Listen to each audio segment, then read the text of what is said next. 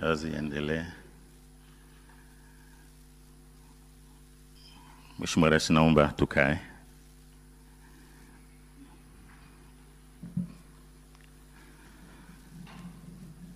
Mheshimiwa Dr. Samia Suluhu Hassan, Rais wa Jamhuri ya Muungano wa Tanzania, Mheshimiwa Dr. Philip Mpango, Makamu wa Rais wa Jamhuri ya Muungano wa Tanzania, Mheshimiwa Kassim Majaliwa, Waziri Mkuu wa Jamhuri ya Muungano wa Tanzania, Mheshimiwa Dr. Tulia Ackson, Spika wa Bunge la Jamhuri ya Muungano wa Tanzania, Mheshimiwa Profesa Ibrahim Hamisi Juma, Jaji Mkuu wa Tanzania, waheshimiwa mawaziri pamoja na manaibu mawaziri mliopo, Mheshimiwa Balozi Dr. Moses Kusiluka, Katibu Mkuu Kiongozi, Mheshimiwa Albert Chalamila, Mkuu wa Mkoa wa Dar es Salaam, ndugu makatibu na manaibu makatibu wakuu mliopo, natambua uwepo wa waheshimiwa wenye viti wa kamati za kudumu za Bunge, Bajeti, Hesabu za Serikali, PAC, Utawala, Katiba na Sheria, pamoja na serikali za mitaa LAC. Mheshimiwa Hamza Johari, Mwanasheria Mkuu wa Serikali. Bwana Nehemia Mchechu, Msajili wa Hazina. Bwana Charles Kichere, Mdhibiti na Mkaguzi Mkuu wa Hesabu za Serikali CAG. Dr. Othman Abbas Ali, Mdhibiti na Mkaguzi Mkuu wa Hesabu Zanzibar. Bwana Crispin Chalamila, Mkurugenzi Mkuu wa Taasisi ya Kuzuia na Kupambana na Rushwa TAKUKURU. Wakuu wa taasisi mbalimbali za serikali, wakuu wa vyombo vya ulinzi na usalama, mabibi na mabwana, wageni waalikwa, karibuni Ikulu. Mheshimiwa Rais, karibu katika hafla ya kupokea ripoti za Mdhibiti na Mkaguzi Mkuu wa Hesabu za Serikali kwa mwaka wa fedha 2023/24 pamoja na taarifa ya mwaka ya utendaji kazi wa Taasisi ya Kuzuia na Kupambana na Rushwa TAKUKURU hapa Ikulu Dar es Salaam leo tarehe 27 Machi mwaka 2025. Mheshimiwa Rais, kwa ridhaa yako naomba sasa kumkaribisha Mkurugenzi Mkuu wa TAKUKURU Bwana Crispin Chalamila ili aweze kuwasilisha taarifa yake. Mkurugenzi Mkuu wa TAKUKURU, kwa heshima na taadhima, karibu.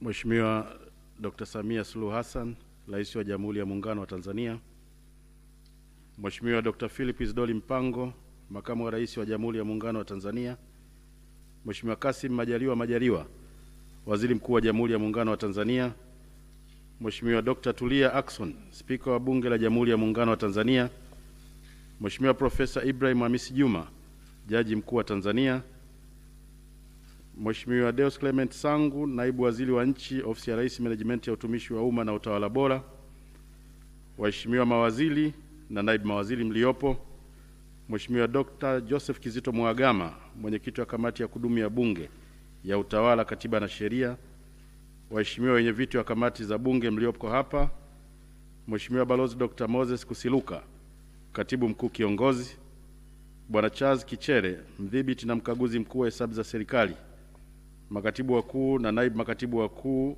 mliopo, wakuu wa vyombo vya ulinzi na usalama, Mheshimiwa Albert Chalamila, Mkuu wa Mkoa wa Dar es Salaam, viongozi waandamizi wa serikali mliopo, watumishi wa TAKUKURU, ndugu waandishi wa habari, ndugu wageni waalikwa, mabibi na mabwana, Jamhuri ya Muungano wa Tanzania. Mheshimiwa Rais, awali ya yote na kwa namna ya kipekee ninaomba kumshukuru Mwenyezi Mungu mwingi wa rehema kwa kutuwezesha kuifikia siku ya leo na kutukutanisha hapa tukiwa na afya njema katika tukio hili muhimu. Mheshimiwa Rais, kipekee naomba nitumie fursa hii kukushukuru sana kwa kuniamini na kuniteua kuwa Mkurugenzi Mkuu wa Taasisi ya Kuzuia na Kupambana na Rushwa, jukumu ambalo ninaendelea kulitekeleza kwa uadilifu, weledi na uwezo wangu wote. Ninakushukuru sana. Mheshimiwa Rais, vile vile ninakushukuru kwa kuridhia na kutenga muda wako kwa ajili ya tukio hili la kupokea taarifa ya utendaji kazi wa Taasisi ya Kuzuia na Kupambana na Rushwa kwa kipindi cha mwaka 2023/24. Tunakushukuru sana. Mheshimiwa Rais, kwa niaba ya management na watumishi wa TAKUKURU ninakupongeza kwa kutimiza miaka minne ya kuwa Rais wa Jamhuri ya Muungano wa Tanzania, kipindi ambacho tumeshuhudia kupatikana kwa maendeleo makubwa katika sekta mbalimbali nchini mwetu. Hongera sana Mheshimiwa Rais kwa uongozi wako mahiri. Taarifa ya utendaji kazi wa TAKUKURU kwa mwaka 2023/24. Mheshimiwa Rais, TAKUKURU katika kutekeleza majukumu yake inazingatia sheria ya kuzuia na kupambana na rushwa sura ya 329 na sheria nyingine za nchi, vile vile dira ya maendeleo ya taifa 2025, ilani ya uchaguzi ya Chama cha Mapinduzi ya mwaka 2020, mpango wa 3 wa taifa wa maendeleo wa miaka mitano, mpango mkakati wa TAKUKURU pamoja na miongozo ambayo umekuwa ukiitoa. Mheshimiwa Rais, majukumu ya TAKUKURU yameainishwa katika kifungu cha 7 cha sheria ya kuzuia na kupambana na rushwa sura ya 329 ambayo ni MOS, kuzuia rushwa kwa kuelimisha umma na kuhamasisha ushiriki mapambano dhidi ya rushwa pamoja na kufanya uchambuzi na utafiti wa mifumo ya utendaji ili kubaini mianya ya rushwa na kushauri namna bora ya kuiziba. Na jukumu la pili ni kupambana na rushwa kwa kuchunguza tuhuma za makosa ya rushwa na kwa kibali cha mkurugenzi wa mashtaka kuendesha mashtaka ya rushwa mahakamani kwa mujibu wa sheria. Mheshimiwa Rais, utekelezaji wa majukumu haya ya TAKUKURU umeelezwa bayana kwenye taarifa ya utendaji kazi wa TAKUKURU ya mwaka 2023/24 nitakayoiwasilisha kwako leo. Mheshimiwa Rais, taarifa ninayoisoma kwako imegawanyika katika maeneo yafuatayo: 1, uzuiaji rushwa; 2, utekelezaji wa programu ya TAKUKURU Rafiki; 3, uelimishaji umma; 4, uchunguzi na mashtaka; 5, ushirikiano na wadau katika mapambano dhidi ya rushwa; 6, jitihada za serikali katika uimarishaji wa TAKUKURU; 7, tathmini ya hali ya rushwa pamoja na mwelekeo wa TAKUKURU kwa mwaka 24/25. Uzuiaji rushwa. Mheshimiwa Rais, katika kipindi hiki TAKUKURU iliweka kipaumbele katika kuzuia vitendo vya rushwa. Mtazamo huu unaendana na maelekezo yaliyotupatia ya kuzuia vitendo vya rushwa zaidi ili kupunguza madhara katika utekelezaji wa miradi ya maendeleo au utoaji wa huduma kwa umma na kuhakikisha kwamba madhara hayo yanadhibitiwa mapema na pia kupunguza gharama za uchunguzi. Mheshimiwa Rais, TAKUKURU imefanya ufuatiliaji wa rasilimali za umma katika utekelezaji wa miradi ya maendeleo ipatayo 1773 yenye thamani ya shilingi trilioni 11.48. Miradi iliyofuatiliwa ni pamoja na ujenzi wa hospitali za rufaa katika mikoa ya Songwe, Katavi, Kigoma, Singida, Geita na Tabora, ujenzi wa uwanja wa ndege wa kimataifa wa Msalato mkoani Dodoma, urejeshwaji wa mikopo ya 10% katika halmashauri pamoja na matumizi ya fedha za mfuko wa afya. Mheshimiwa Rais, miradi mingine iliyofuatiliwa ni miradi 11 ya ujenzi wa miundombinu ya maji safi katika mikoa ya Mtwara, Ruvuma, Lindi, Tabora, Mwanza na Shinyanga. Lengo la ufuatiliaji lilikuwa ni kubaini iwapo fedha iliyotengwa inatumika kulingana na matakwa ya mikataba ya kazi na sheria ya ununuzi na ujenzi. Mheshimiwa Rais, yaliyobainika kwenye ufuatiliaji huo ni pamoja na kutozingatiwa kwa sheria za ujenzi kwa mujibu wa mikataba kwa baadhi ya miradi; 2, kutofanyika kwa vipimo vya ubora wa malighafi zilizotumika katika ujenzi kwenye baadhi ya miradi; na 3, ucheleweshaji wa malipo ya wakandarasi. Mheshimiwa Rais, kutokana na mapungufu haya, TAKUKURU ilichukua hatua mbalimbali kwa mujibu wa sheria ya kuzuia na kupambana na rushwa sura ya 329. Hatua hizo ni zifuatazo: 1, kufanya uchunguzi kwenye miradi 92 yenye thamani ya shilingi bilioni 65.16. Idadi hii ya miradi iliyofanyiwa uchunguzi ni pungufu ikilinganishwa na miradi 171 yenye thamani ya shilingi bilioni 143.35 iliyobainika kuwa na kasoro na kuanzishiwa uchunguzi kwa mwaka 2022/23. 2, kuelimisha wadau na watekelezaji wa miradi 1362 ili kuimarisha usimamizi na kuzuia vitendo vya rushwa na upotevu wa rasilimali. Na mwisho ni kutoa ushauri wa kuimarisha utekelezaji wa miradi 319. Mheshimiwa Rais, TAKUKURU inaendelea kufanya ufuatiliaji ili kuhakikisha kuwa mapendekezo yaliyotolewa yanatekelezwa, mianya ya rushwa inazibwa, miradi inayotekelezwa inakamilika kwa wakati na pia inakidhi viwango vya ubora pamoja na thamani ya pesa. Mheshimiwa Rais, tathmini hii inaashiria kuimarika kwa usimamizi wa miradi na kuongezeka kwa uelewa na ufuatiliaji wa wananchi kuhusu utekelezaji wa miradi ya maendeleo katika maeneo yao.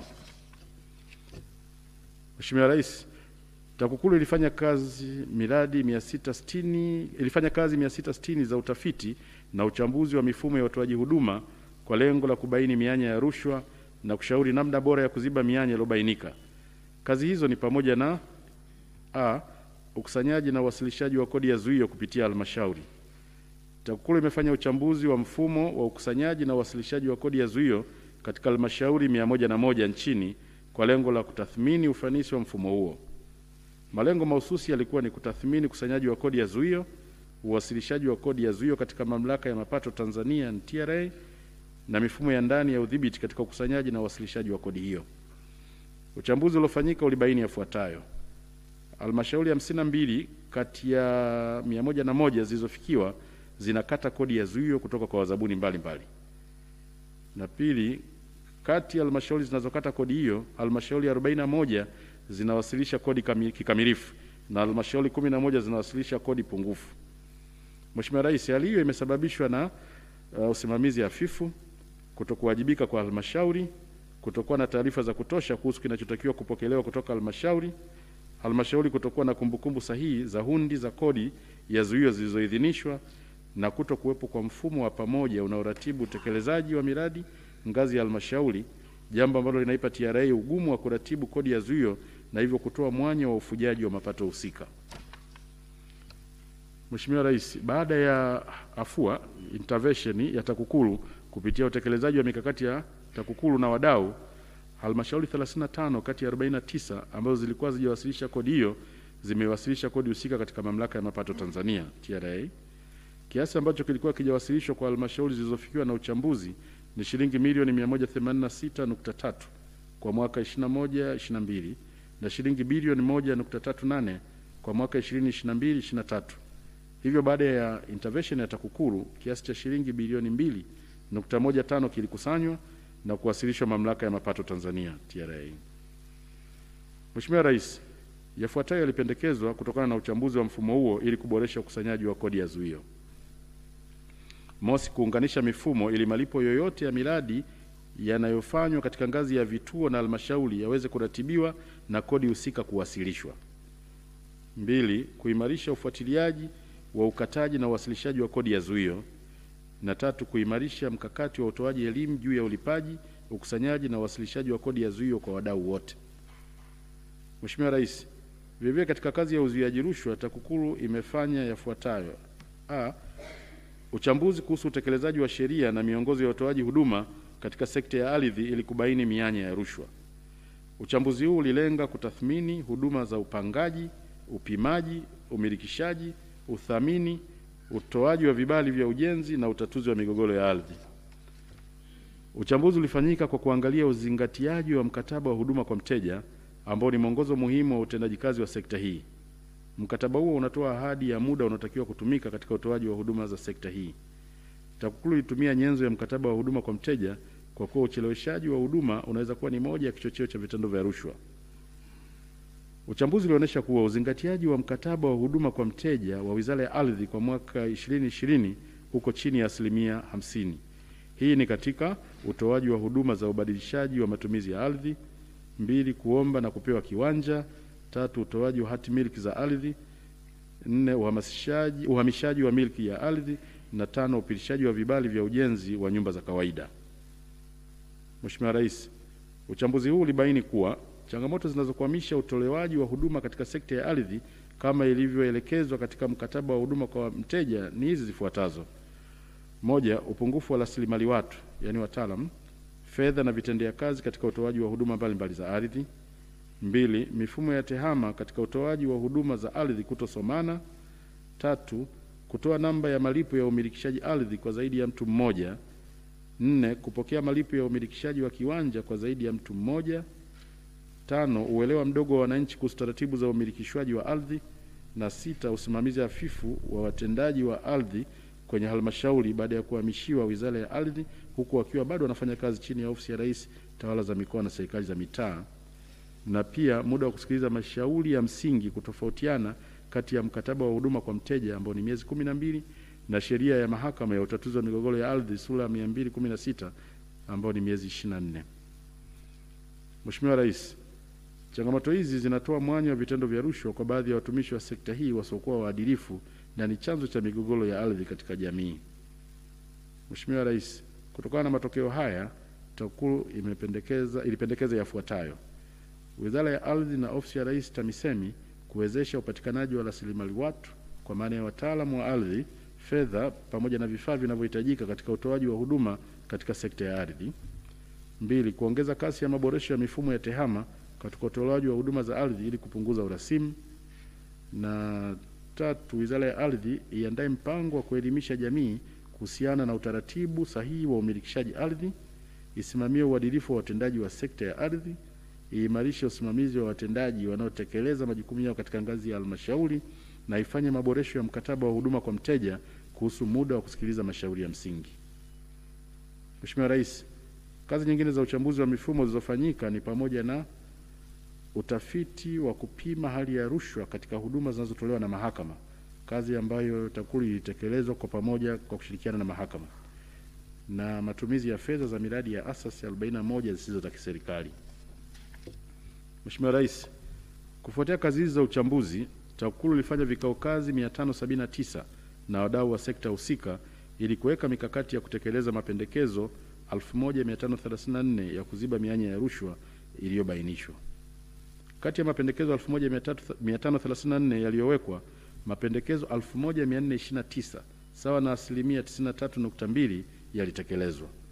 Utekelezaji huu unaonesha kuwa mwitikio wa wadau wa kutekeleza mapendekezo yanayotolewa na TAKUKURU unaongezeka, hali inayochangia uokoaji wa fedha za umma.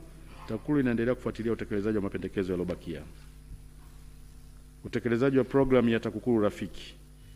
Mheshimiwa Rais, TAKUKURU iliendelea kutekeleza programu ya TAKUKURU Rafiki inayolenga kutatua kero katika utoaji wa huduma kwa umma au utekelezaji wa miradi ya maendeleo. Kero hizi ni zile ambazo zisipotatuliwa zinaweza kusababisha kutokea kwa vitendo vya rushwa. Katika kipindi hiki, TAKUKURU ilifanya jumla ya vikao 1842 katika kata 2117 kati ya kata zote 3956 zilizopo Tanzania bara ili kuibua kero zilizopo kwenye utoaji wa huduma au katika utekelezaji wa miradi ya maendeleo. Vikao hivyo viliibua jumla ya kero 11858 ambapo kero 9128 sawa na asilimia 76.9 zilitatuliwa na ufuatiliaji wa utatuzi wa kero ambazo hazijapatiwa ufumbuzi unaendelea. Mheshimiwa Rais, utekelezaji wa programu hii umeleta mafanikio makubwa yakiwemo yafuatayo: wananchi kuendelea kuunga mkono juhudi za serikali katika kuzuia na kupambana na rushwa, wananchi kuongeza imani kwa serikali baada ya kero zao kutatuliwa, watoa huduma kuongeza uwajibikaji katika sekta katika kutekeleza majukumu yao. Mheshimiwa Rais, kazi ya uzuiaji rushwa zimeelezwa kwa undani katika taarifa yetu kuanzia ukurasa wa 6 mpaka wa 35, na vile kwa ruhusa yako, baada ya wasilisho hili tutakuomba utazame video documentary fupi kuhusu mafanikio ya utekelezaji wa programu ya TAKUKURU Rafiki. Uelimishaji umma. Mheshimiwa Rais, katika kuhamasisha umma kushiriki mapambano dhidi ya rushwa, elimu iliendelea kutolewa kwa kutumia mbinu za matumizi ya TEHAMA za ana kwa ana kwa lengo la kuongeza uelewa na kubadili mtazamo wa wananchi katika kuzuia na kupambana na rushwa. Mheshimiwa Rais, kazi za uelimishaji umma zilizotekelezwa zilijumuisha semina 3847, mikutano ya hadhara 3797, kuimarisha klabu za wapinga rushwa 6815 na kushiriki maonesho 445. Kazi nyingine za uelimishaji zilizotekelezwa ni kurusha vipindi 582 vya radio na television, kusambaza mitandaoni aina 13 za machapisho pamoja na makala za video, yani video documentaries 87 zilizosambazwa kupitia TAKUKURU TV. Mheshimiwa Rais, ili kujenga utamaduni wa kuichukia rushwa, TAKUKURU iliendelea kuwajengea na kuwaongezea uelewa wanafunzi ambao ni wanachama wa klabu za kupinga rushwa kuhusu namna ya kuzuia na kupambana na rushwa. Katika kutekeleza kazi hii, klabu 4588 za shule za msingi, klabu 2155 za shule za sekondari na klabu 72 za vyuo ziliimarishwa. Klabu hizi zina jumla ya wanachama 826,043 ambapo pia wamehamasishwa kuwaelimisha wanafunzi wenzao na jamii kwa ujumla. Mheshimiwa Rais, kupitia makubaliano ya ushirikiano MOU, TAKUKURU imeendelea kushirikiana na Chama cha Scout Tanzania TSA, ambapo vijana wa Scout wameelimishwa kuhusu madhara ya rushwa na jinsi ya kuzuia na kupambana na rushwa. Aidha, kwa kutambua kwamba Scout ni swala la muungano, ushirikiano huu umeijumuisha pia mamlaka ya kuzuia rushwa na uhujumu uchumi Zanzibar, yani ZAECA. TAKUKURU pia imeanzisha ushirikiano na Tanzania Girl Guides Association TGGA ili kuongeza wigo wa kuwashirikisha vijana wa kike katika kuzuia na kupambana rushwa na kuwajengea ujasiri na mbinu za kukabiliana na vitendo vya rushwa, hususan rushwa ya ngono. Mheshimiwa Rais, katika hatua nyingine, TAKUKURU ilishiriki katika mbio za Mwenge wa Uhuru za mwaka 2023 kwa dhumuni la kuhamasisha umma kuhusu umuhimu wa kusimamia utekelezaji wa miradi ya maendeleo na namna ya kuzuia na kupambana na vitendo vya rushwa katika shughuli za utoaji huduma au shughuli za uzalishaji.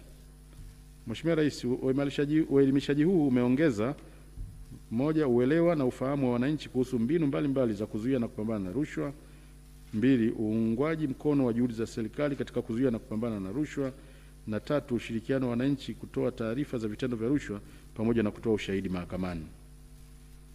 Mheshimiwa Rais, TAKUKURU kupitia kituo chake cha huduma kwa mteja ambacho hutoa huduma ya simu ya dharura bure kwa kutumia namba 113 kwa wananchi wa Tanzania bara iliendelea kutoa elimu ya mapambano dhidi ya rushwa kwa wananchi. Wananchi hupata huduma hii kwa njia ya kupiga simu, kutuma ujumbe mfupi wa maneno SMS, na pia USSD kwa kupiga *113 alama ya reli na kufuata maelekezo ya kutoa taarifa za vitendo vya rushwa. Huduma hii hupatikana kwa saa 24 kila siku. Mheshimiwa Rais, kazi za uelimishaji umma zimeelezwa kwa undani katika taarifa yetu kuanzia ukurasa wa 36 hadi 53. Uchunguzi na mashtaka.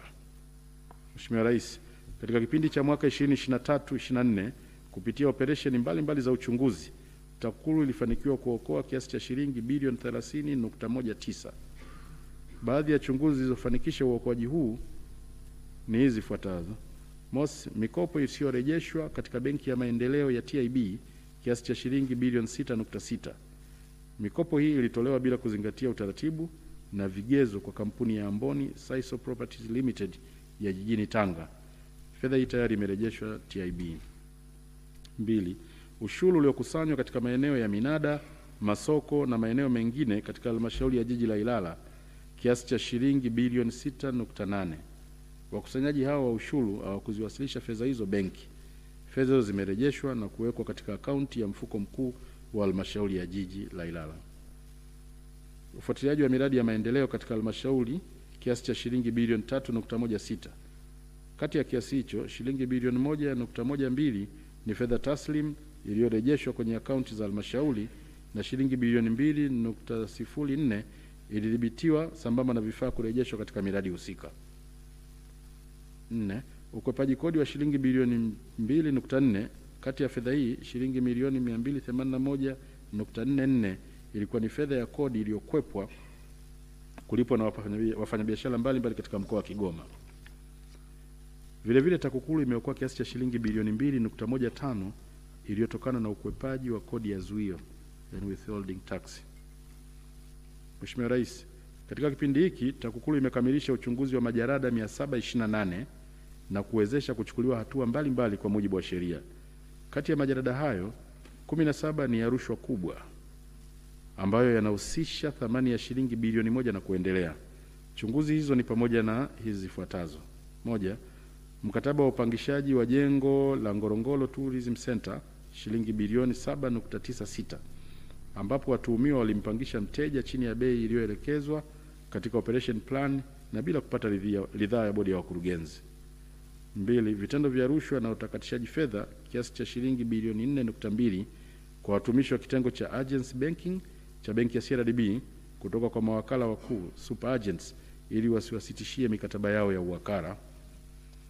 Tatu, vitendo vya rushwa na uchapishaji wa fedha kwa kushirikisha watumishi wa benki na watumiwa wengine kama ifuatavyo: shilingi bilioni 2.35 zilizochepushwa na maafisa wa benki ya ABC kupitia miamala iliyofanyika na kurejeshwa, yani teller reversal entries. Miamala ya kutuma pesa kutoka kwenye akaunti kwa njia ya simu, mobile banking transfers, kuruhusu miamala ya kupitiliza iliyofanywa kwa kupitia katika huduma ya kadi ya malipo ya kabla, yani card overdrawn in connection with prepaid card services. 4. Vitendo vya rushwa na kuisababishia serikali hasara ya shilingi bilioni 2.89 kwenye zabuni ya ujenzi wa daraja la Kijichi Toa Ngoma na barabara ya Mwanamtoti katika wilaya ya Kigamboni jijini Dar es Salaam.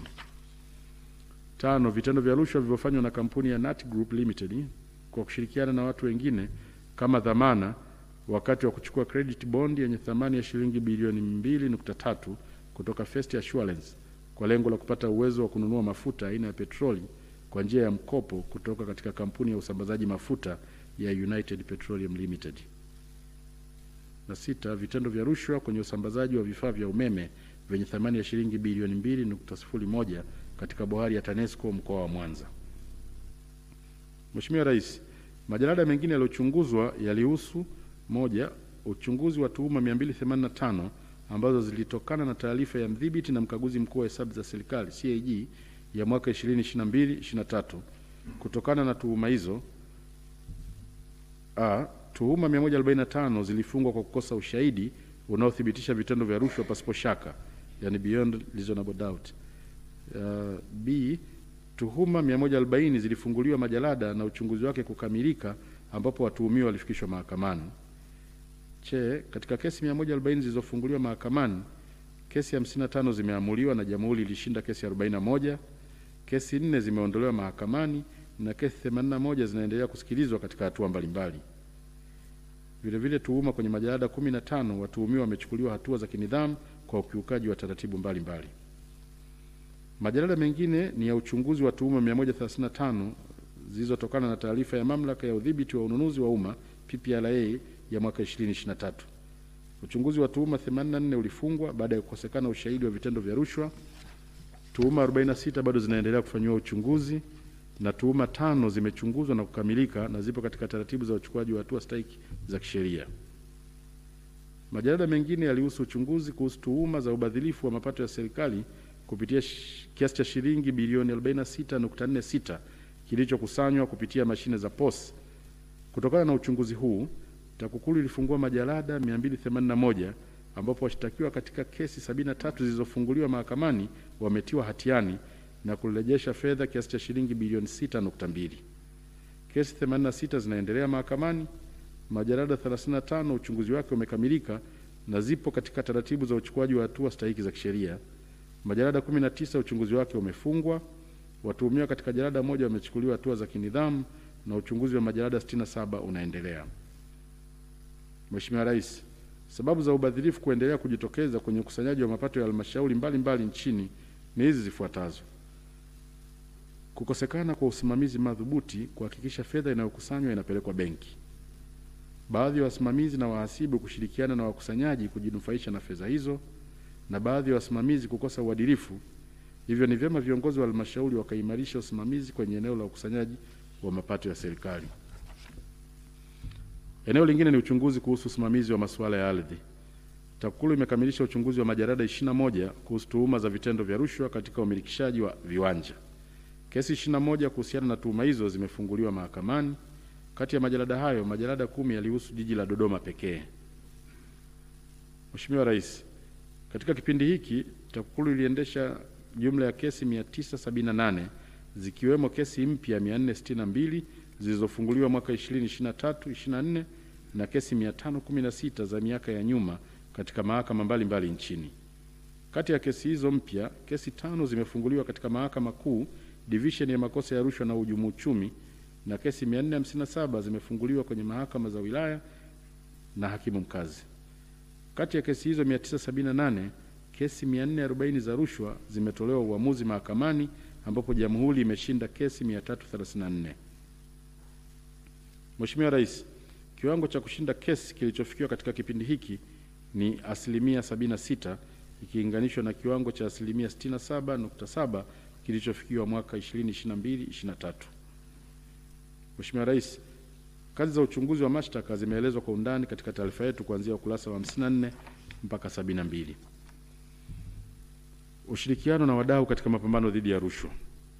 Mheshimiwa Rais, katika mwaka 2023-2024 TAKUKURU ilishirikiana na wadau wa ndani na wa nje kama ifuatavyo. Ushirikiano na wadau wa ndani. TAKUKURU iliendelea kushirikiana na wadau wa ndani ambao ni wananchi, mamlaka za serikali, viongozi wa dini, viongozi wa kimila, asasi za kiraia, taasisi binafsi, vyama vya siasa, vyama vya ushirika, taasisi za umma zikiwemo zinazohusika na usimamizi wa sheria pamoja na vyombo vya habari. Mheshimiwa Rais, kutokana na kuwepo kwa makubaliano ya ushirikiano MOU kati ya TAKUKURU na Taasisi ya Elimu Tanzania TET, tumefanikiwa kuingiza maudhui ya kuzuia na kupambana na rushwa kwenye mtaala wa elimu ya awali, msingi, sekondari na vyuo vya ualimu katika somo la historia ya Tanzania na maadili. Mtaala huu umeanza kufundishwa kwa wanafunzi wa darasa la 3, kidato cha kwanza na kidato cha 5 kwa muhula wa masomo wa mwaka 2024. Ushirikiano na ZAECA. Mheshimiwa Rais, TAKUKURU imeendelea na ushirikiano na mamlaka ya kuzuia rushwa na uhujumu uchumi Zanzibar ZAECA katika maeneo mbalimbali. Baadhi ya maeneo hayo ni: mosi, maandalizi ya kila mwaka ya maadhimisho ya siku ya mapambano dhidi ya rushwa barani Afrika, na kwa namna ya kipekee tunakushukuru Mheshimiwa Rais kwa kuwa mgeni rasmi katika kilele cha maadhimisho hayo yaliyofanyika jijini Arusha tarehe 11 Julai mwaka 2023. 2, ushirikiano mwingine na ZAECA ni katika kubadilishana uzoefu, kujengeana uwezo na kusaidiana katika utekelezaji wa majukumu yetu. Ushirikiano na wadau wa nje.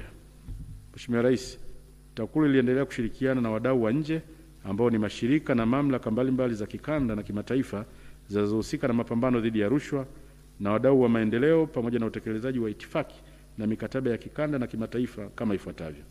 1, mkataba wa Umoja wa Mataifa dhidi ya rushwa, United Nations Convention Against Corruption, UNICAC. 2, mkataba wa Umoja wa Mataifa wa kupambana na uhalifu wa kupanga, United Nations Convention Against Transnational Organized Crime, UNITOC. 3, mkataba wa kuzuia na kupambana na rushwa Afrika, African Union Convention on Preventing and Combating Corruption, AUCPCC. Na 4, itifaki ya SADC ya kupambana na rushwa, SADC Protocol Against Corruption. Vilevile TAKUKURU imeendelea kushirikiana na mamlaka nyingine za kupambana na rushwa kupitia shirikisho la mamlaka za kuzuia na kupambana na rushwa Africa, an Association of Anti-Corruption Authorities in Africa, AAACA, shirikisho la mamlaka za kuzuia na kupambana na rushwa Afrika Mashariki, Eastern Africa Association of Anti-Corruption Authorities, EAACA, na shirikisho la mamlaka za kuzuia na kupambana na rushwa kwa nchi za Jumuiya ya Madola kanda ya Afrika, an Association of Anti-Corruption Agencies in Commonwealth Africa. Mheshimiwa Rais, kupitia ushirikiano huu tumeendelea kujengeana uwezo pamoja na kubadilishana uzoefu wa mbinu za kuzuia na kupambana na rushwa. Mheshimiwa Rais, kazi za ushirikiano na wadau zimeelezwa kwa undani katika taarifa yetu kuanzia ukurasa wa 73 mpaka 83. Jitihada za serikali katika uimarishaji wa TAKUKURU. Mheshimiwa Rais, Taasisi ya kuzuia na kupambana na rushwa inaishukuru sana serikali ya Jamhuri ya Muungano wa Tanzania chini ya uongozi wako mahiri kwa kusimamia mapambano dhidi ya rushwa kwa vitendo na kuimarisha TAKUKURU katika maeneo yafuatayo. A, kuajiri watumishi 350 ili kuhakikisha kuwa TAKUKURU ina rasilimali watu inayokidhi mahitaji hasa katika ofisi za wilaya. B, ununuzi wa magari 178 katika mwaka 2023-24 ili kutatua changamoto ya usafiri katika ofisi za mikoa na wilaya. C, watumishi 1686 wamepata mafunzo ya weledi katika maeneo mbalimbali ndani na nje ya nchi kwa lengo la kuboresha utendaji kazi. D, ujenzi wa ofisi ya TAKUKURU makao makuu Dodoma wenye thamani ya shilingi bilioni 22.3. Mradi huu unatekelezwa na mkandarasi Suma JKT Construction Company Limited chini ya ushauri elekezi wa Wakala wa Majengo Tanzania TBA.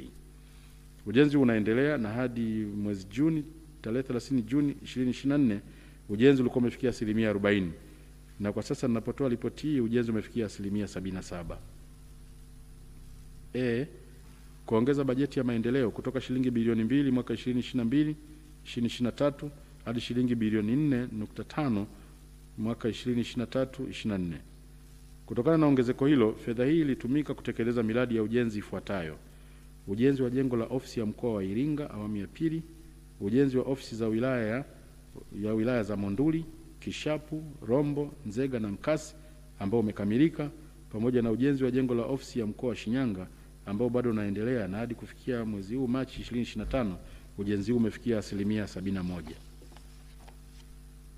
Tathmini ya hali ya rushwa. Mheshimiwa Rais, serikali ya awamu ya sita unayoiongoza imepata mafanikio katika kuzuia na kupambana na rushwa nchini katika kipindi cha mwaka 23-24. Mafanikio yamewezesha kuimarika kwa nidhamu, uwazi, uadilifu na uwajibikaji katika utumishi wa umma. Maeneo mengine yaliyoimarika ni uwekezaji, ukusanyaji mapato pamoja na matumizi ya fedha za umma. Aidha, mafanikio katika mapambano dhidi ya rushwa nchini yameimarisha utawala bora, utoaji wa huduma bora kwa wananchi na kufikiwa kwa thamani ya fedha kwenye utekelezaji wa miradi ya maendeleo. Mheshimiwa Rais, matokeo ya mafanikio haya yamethibitishwa na taarifa inayotolewa na shirika la kimataifa la Transparency International. Taarifa ya Transparency International kwa kutumia kiashiria cha The Corruption Perceptions Index CPI iliyotolewa tarehe 11 Februari 2025 imeonyesha kwamba Tanzania ni nchi ya pili kwa kuwa na kiwango cha chini zaidi cha vitendo vya rushwa kati ya nchi 10 za Jumuiya ya Afrika Mashariki.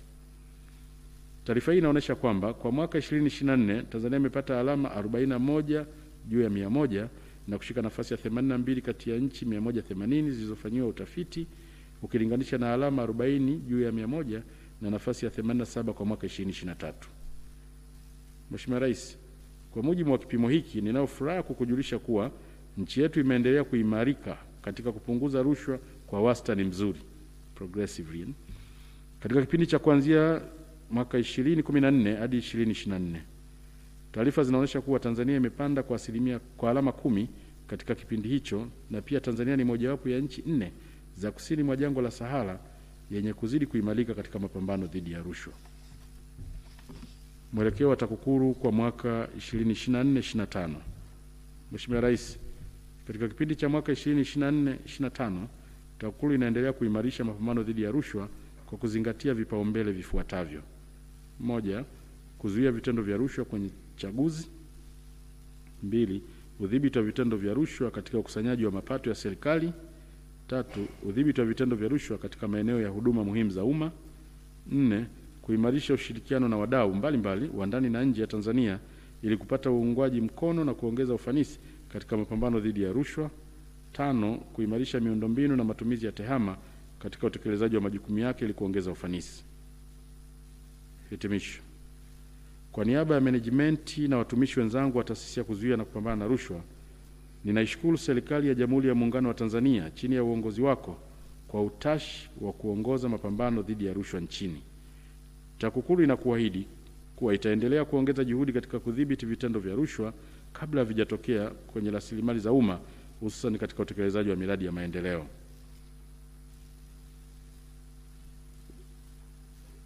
Sasa naomba nitumie fursa hii Mheshimiwa Rais kukualika kutazama video documentary inayohusu mafanikio ya utekelezaji wa programu ya TAKUKURU Rafiki. Asante.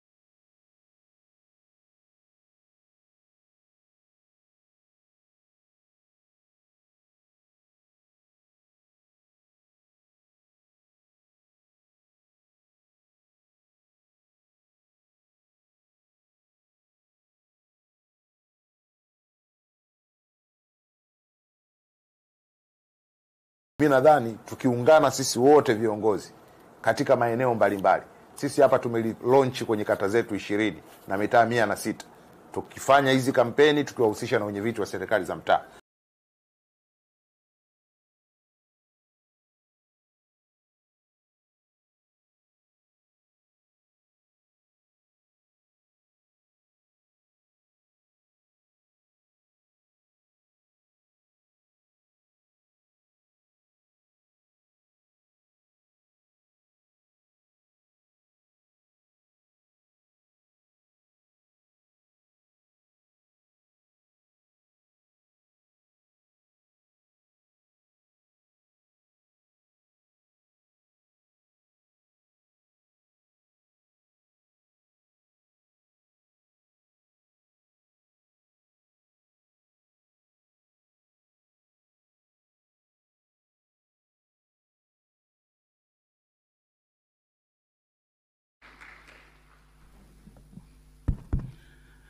Naam, baada ya makala hiyo tunakuomba tena Mkurugenzi Mkuu wa TAKUKURU kwa itifaki inayofuata.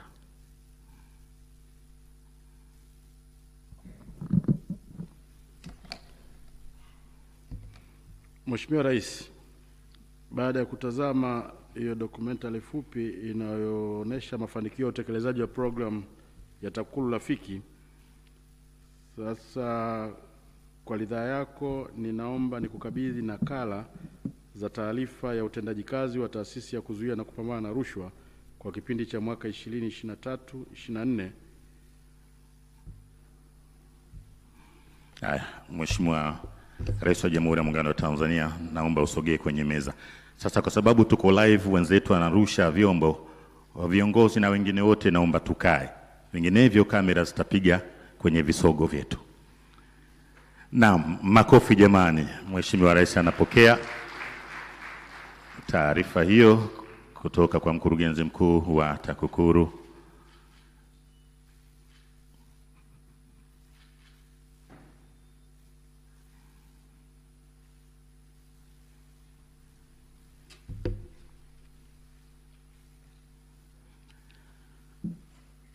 Mheshimiwa Rais, naomba sasa kumkaribisha Bwana Charles Kichere, mdhibiti na mkaguzi mkuu wa hesabu za serikali, ili aweze kuwasilisha ripoti ya ukaguzi kwa mwaka wa fedha 2023-2024. Kwa heshima na taadhima, karibu mdhibiti na mkaguzi mkuu wa hesabu za serikali.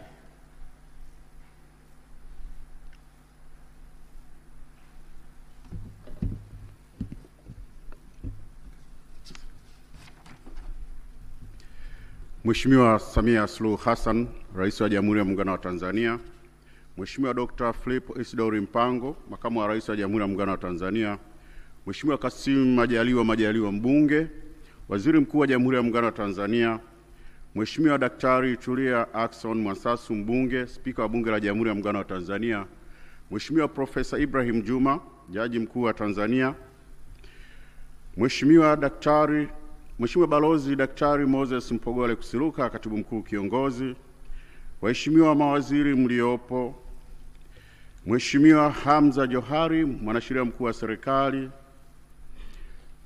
Mheshimiwa Albert Sharamila, Mkuu wa Mkoa wetu wa Dar es Salaam, waheshimiwa makatibu wakuu, manaibu katibu wakuu na viongozi wengine wa serikali mliohudhuria, viongozi wa vyombo vya ulinzi na usalama mliopo hapa, wajumbe wa kamati za kudumu za Bunge, mdhibiti na mkaguzi mkuu wa hesabu za Serikali ya Mapinduzi Zanzibar Dr. Othman Abbas Ali, ndugu Crispin Chalamila, mkurugenzi wa TAKUKURU, watumishi wenzangu wa Ofisi ya Taifa ya Ukaguzi, waandishi wa habari, mabibi na mabwana, niseme itifaki imezingatiwa. Naomba niwasalimu wote kwa jina la Jamhuri ya Muungano wa Tanzania. Asante. Mheshimiwa Rais, nianze kwa kuungana na mwenzangu mkurugenzi wa TAKUKURU kwa kumshukuru Mwenyezi Mungu mwingi wa rehema aliyeturuzuku afya njema na kutuwezesha kukutana hapa siku ya leo kwa majukumu haya unayotekeleza. Mheshimiwa Rais, niko mbele yako kutekeleza masharti ya ibara ya 143 ibara ndogo ya 4 ya Katiba ya Jamhuri ya Muungano wa Tanzania ya mwaka 1977 Ibara hii inatoa masharti yafuatayo, Mheshimiwa Rais. Kwanza, inanitaka kuwasilisha kwako ripoti za ukaguzi za kila mwaka. Katika kutekeleza hili, kanuni ya 88 ya kanuni za ukaguzi wa umma za mwaka 2009 inanitaka kuwasilisha ripoti hizi ifikapo ama kabla ya tarehe 31 Machi ya kila mwaka.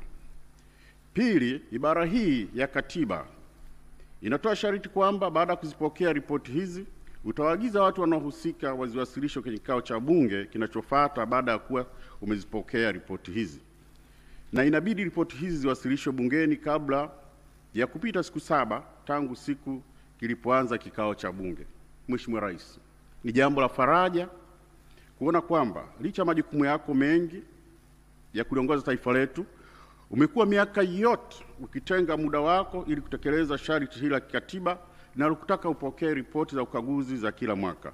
Umekuwa ukifanya kazi hii bila udhuru wowote.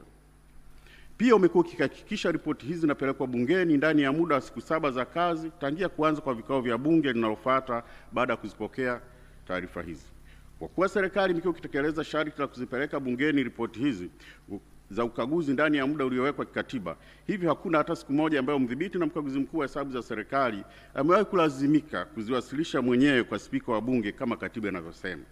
Mheshimiwa Rais, nikupongeze sana kwa kuhakikisha masharti haya ya katiba yanatekelezwa kwa ukamilifu wake. Hii inaonyesha dhamira yako ya kweli katika kukuza uwazi na uwajibikaji kwenye serikali na taasisi za umma. Mheshimiwa Rais, ni matumaini yangu kwa ripoti tunazokuwasilisha leo zitakupa taswira halisi kuhusu usimamizi wa fedha na rasilimali nyingine za umma pamoja na utendaji wa taasisi za umma katika kutekeleza miradi mikubwa ya serikali na kuwatumikia wananchi. Mheshimiwa Rais, baada ya maelezo haya ya awali, ninaomba sasa uniruhusu nijielekeze katika kutoa muhtasari wa matokeo ukaguzi kwa mwaka wa fedha wa 2023-2024. Mheshimiwa Rais, baada ya ripoti hizi kuwasilishwa bungeni, ripoti zote zitawekwa wazi ili wananchi waweze kuzisoma. Mheshimiwa Rais, nianze na idadi ya kaguzi nilizozifanya kwa mwaka wa fedha 2023-2024.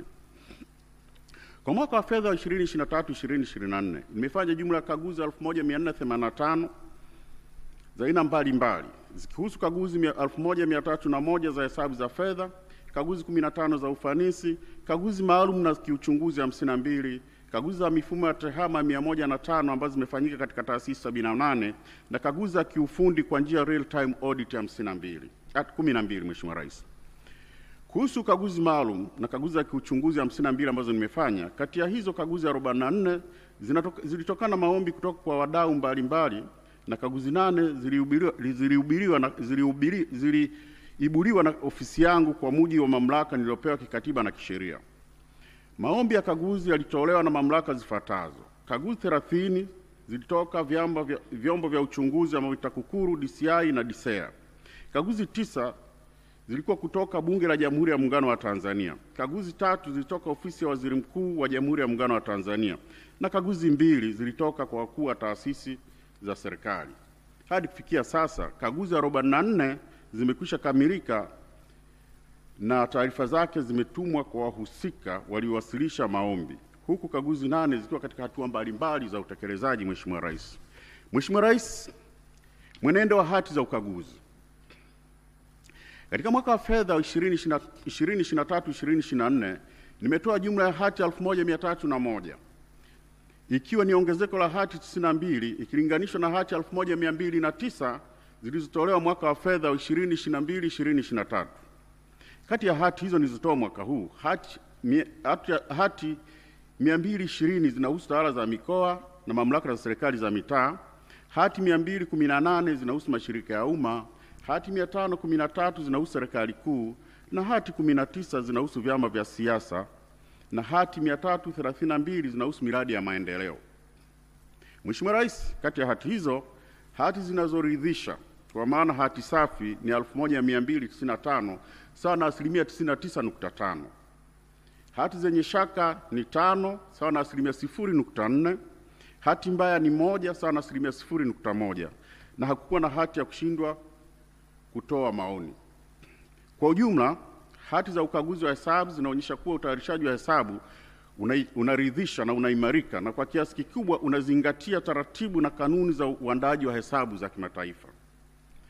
Mheshimiwa Rais, taasisi ambazo zilipata hati zenye shaka na hati mbaya ni zifuatazo: Kiwanda cha Dawa KECO, Bodi ya Chai Tanzania, Chuo cha Sukari cha Taifa, Shirika la Posta Tanzania.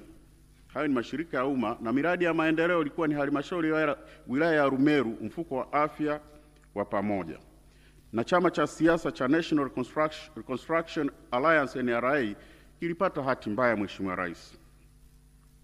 Mheshimiwa Rais, niende kwenye hali ya utekelezaji wa mapendekezo ya ukaguzi.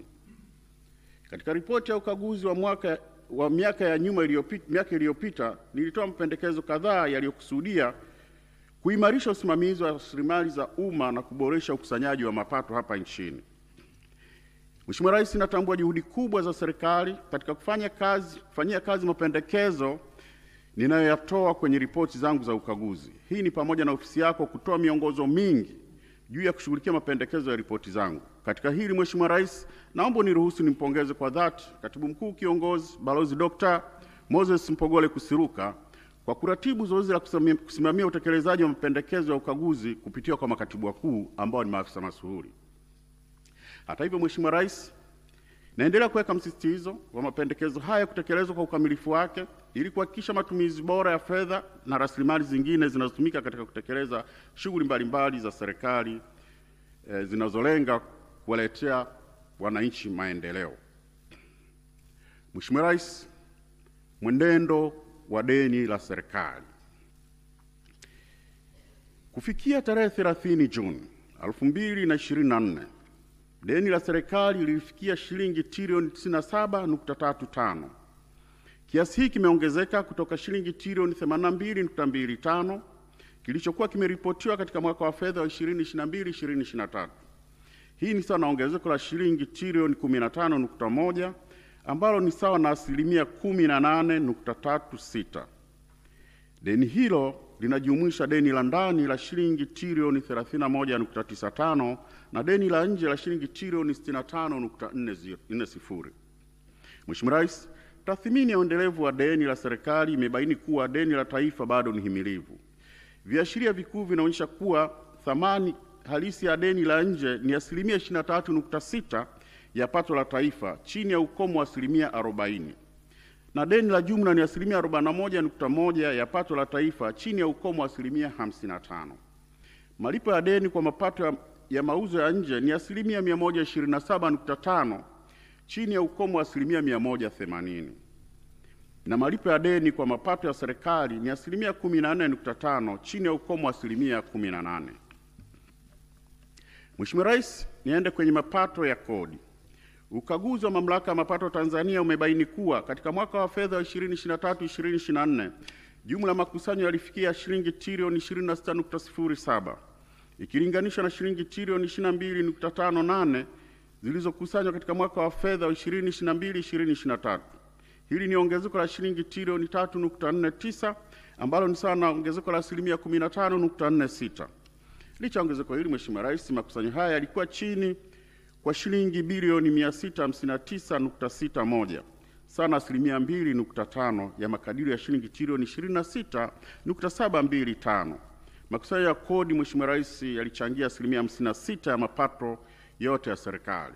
Niwapongeze TRA kwa juhudi zao za kukusanya mapato na kukaribia kufikia malengo ambayo yamekuwa kiwekewa na serikali.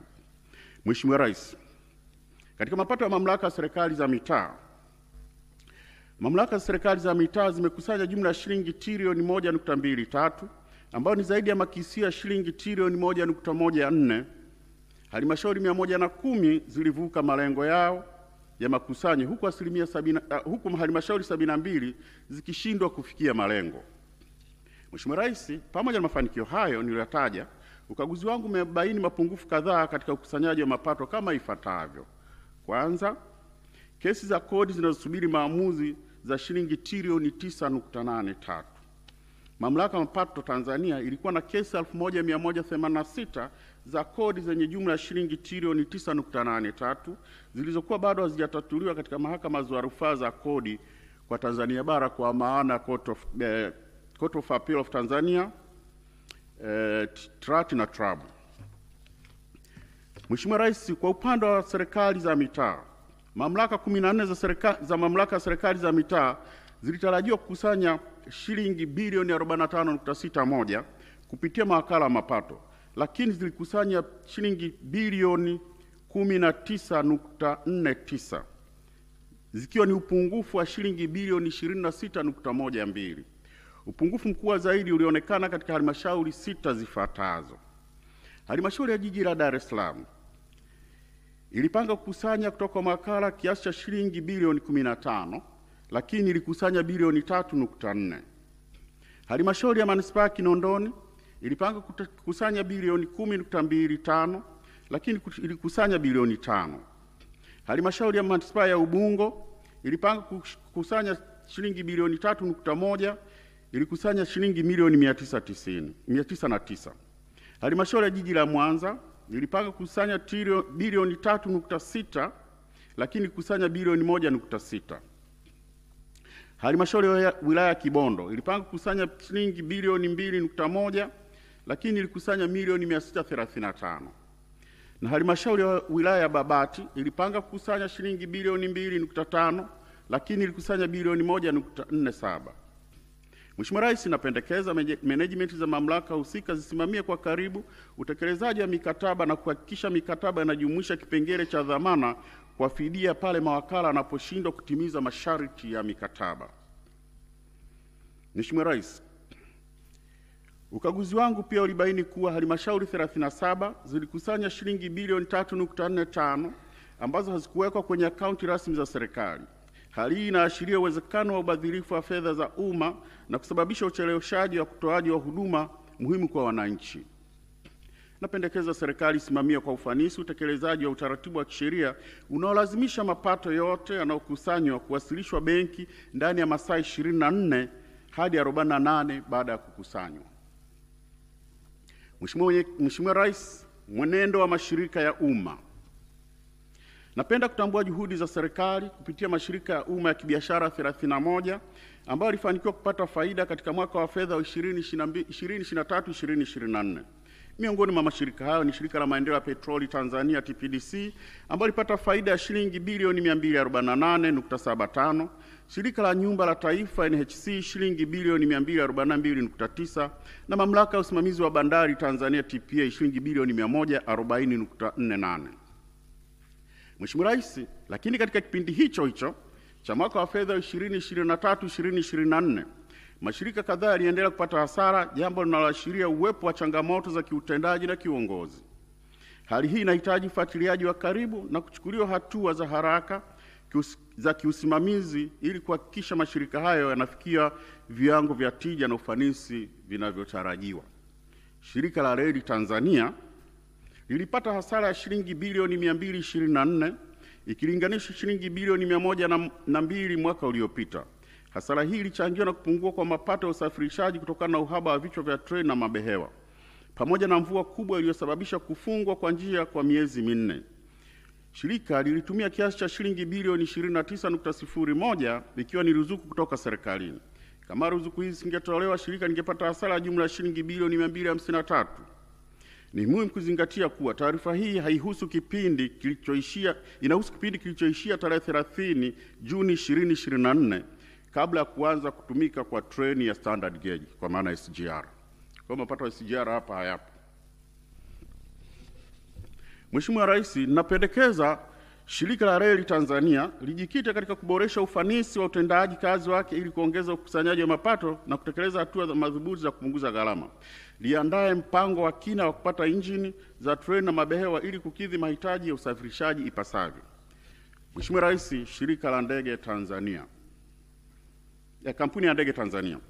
Mheshimiwa Rais, Kampuni ya Ndege Tanzania ilipata hasara ya shilingi bilioni 91.8 ikiwa ni ongezeko la asilimia 62 kutoka shilingi bilioni 56.6 mwaka uliopita.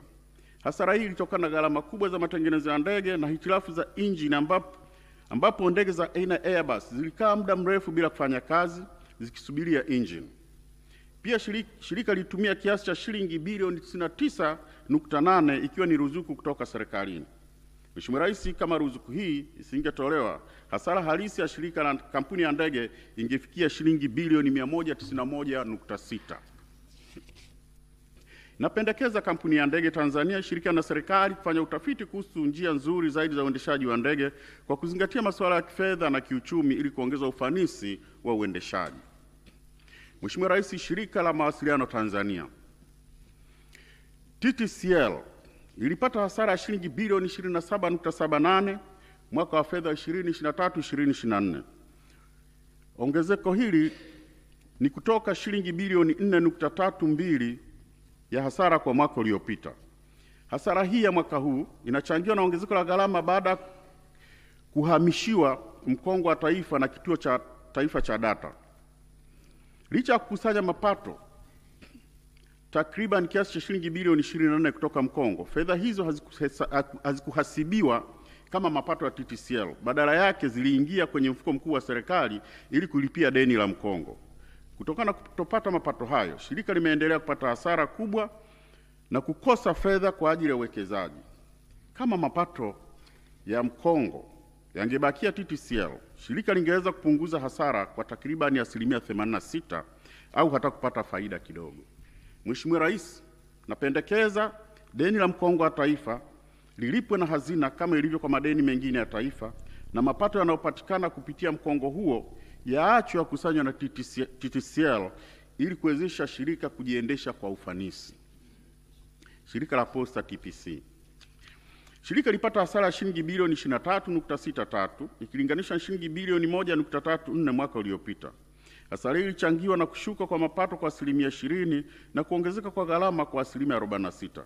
Shirika lilitumia kiasi cha shilingi bilioni 3.36 ikiwa ni ruzuku kutoka serikalini. Bila ruzuku hiyo, hasara ya shirika ingefikia shilingi bilioni 26.96. Pendekeza shirika la Posta la Tanzania lijikite katika kuboresha ufanisi kwa utendaji ili kuongeza ukusanyaji wa mapato na kutekeleza hatua madhubuti za kupunguza gharama. Aidha, Mheshimiwa Rais, serikali ipitie upya mfumo wa utoaji wa ruzuku kwa mashirika ya umma ili kuhakikisha unazingatia tija na matokeo badala ya kuendelea utegemezi wa fedha usio na mabadiliko kiutendaji. Mheshimiwa Rais, mwenendo wa kampuni ya kutengeneza nguzo za zege Tanzania. Kampuni ya kutengeneza nguzo za zege Tanzania, ambayo ni kampuni tanzu ya TANESCO, ilianzishwa kwa lengo la kuzalisha nguzo za zege za umeme, nguzo za zege na kufanya upimaji wa ubora wa bidhaa hizo hapa nchini. Hata hivyo, hadi sasa kampuni hiyo haijatekeleza jukumu hilo la msingi ipasavyo. Hadi kufikia mwaka wa fedha 2023/2024, kampuni ilipokea shilingi bilioni 6 kutoka TANESCO, ambapo shilingi bilioni 4 zilitengwa kwa ajili ya ujenzi wa kiwanda na maabara ya kupima ubora wa nguzo na shilingi bilioni 2 kwa ajili ya gharama za uendeshaji. Licha ya mpango hiyo, fedha nyingi zilitumika kulipa gharama za kawaida na kulipa wazabuni wa nje wanaotengeneza nguzo badala ya kampuni yenyewe kufanya kazi hiyo. Kwa zaidi ya miaka 10 tangu kuanzishwa kwake, kampuni bado haijaanzisha uzalishaji wa nguzo wala kuwa na maabara yake ya ndani, jambo linalofanya endelee kuwa tegemezi kwa huduma kutoka nje. Kwa sasa kampuni hiyo haitekelezi jukumu lake la msingi kama ilivyokusudiwa. Mheshimiwa Rais, kwa kuwa kampuni hii imeshindwa kutekeleza majukumu yake tangia imeanzishwa, napendekeza kampuni hii ivunjwe na shughuli za uhakiki wa ubora ziwe zinafanywa na idara ndani ya TANESCO. Mheshimiwa Rais, uwekezaji usio na tija kwenye kampuni ya East Africa Cables Tanzania Limited. Mnamo mwaka 2005, TANESCO iliweka shilingi milioni 31.8 kwenye kampuni ya East Africa Cables Tanzania Limited, ikimiliki 10% ya hisa. Kwa zaidi ya miaka 17, hakuna gawio lililopatikana na kampuni imekuwa ikipata hasara mfululizo, kwa maana kampuni ya East Africa Cables imekuwa ikideclare loss miaka yote hiyo. Lakini mwaka 2017, TANESCO ililipa kampuni hiyo shilingi bilioni 6.74 kama malipo ya awali ya vifaa, lakini hadi Novemba 2024, miaka 7 baadaye, hakuna kifaa kilichowasilishwa, huku mkataba wa dhamana ya benki vikiwa vimeisha muda wake. Hali hii inaleta hatari ya kupoteza fedha hizo kwa maana ya shilingi bilioni 6.74. Mheshimiwa Rais, TANESCO inashauriwa kufanya tathmini ya uwekezaji huu na ichukue hatua za haraka kudai malipo ya awali ya shilingi bilioni 6.74. Mheshimiwa Rais, madeni ya TANESCO kwa IPTL na urejeshwaji wa fedha za Tegeta Escrow. TANESCO inadaiwa shilingi bilioni 238.71 na kampuni ya IPTL ikijumuisha deni halisi la shilingi bilioni 111.48 na riba ya shilingi bilioni 127.22 pamoja na mgogoro kuhusu kutohuishwa kwa leseni ya IPTL kati ya mwaka 2017 hadi 2022. Kampuni hiyo imewasilisha madai mengine mengi ya fidia, gharama za uzalishaji na ada za kisheria, huku TANESCO ikidai kuwa mgogoro huo ulishatatuliwa kupitia kesi namba 200 ya mwaka 2015. Kwa upande mwingine, Mheshimiwa Rais, hadi Juni 2024 IPTL ilikuwa haijarejesha dola za Marekani milioni 148 sana shilingi bilioni 389.83 zinazodaiwa na serikali tangu Februari 2022 zilizotokana na makubaliano kuhusu fedha za Tegeta Escrow. Inapendekeza kuwa serikali ifanye tathmini kamili ya madai yote ya madeni yanayohusiana na kampuni ya IPTL ili kubaini uhalali wake, usahihi wake na utekelezaji wa makubaliano ya kisheria.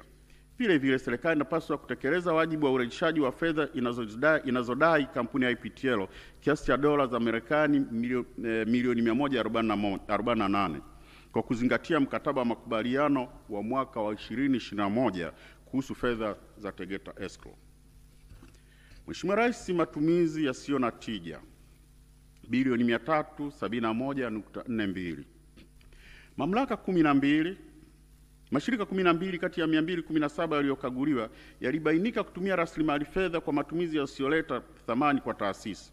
Matumizi haya yalitokana na riba na faini za ucheleweshaji wa kulipa kodi, michango ya pensheni na makato ya kisheria, ucheleweshaji wa malipo kwa zabuni na wakandarasi na malipo ya mashirika kwa watumishi walisimamishwa kazi kwa muda mrefu bila kibali cha Katibu Mkuu Utumishi.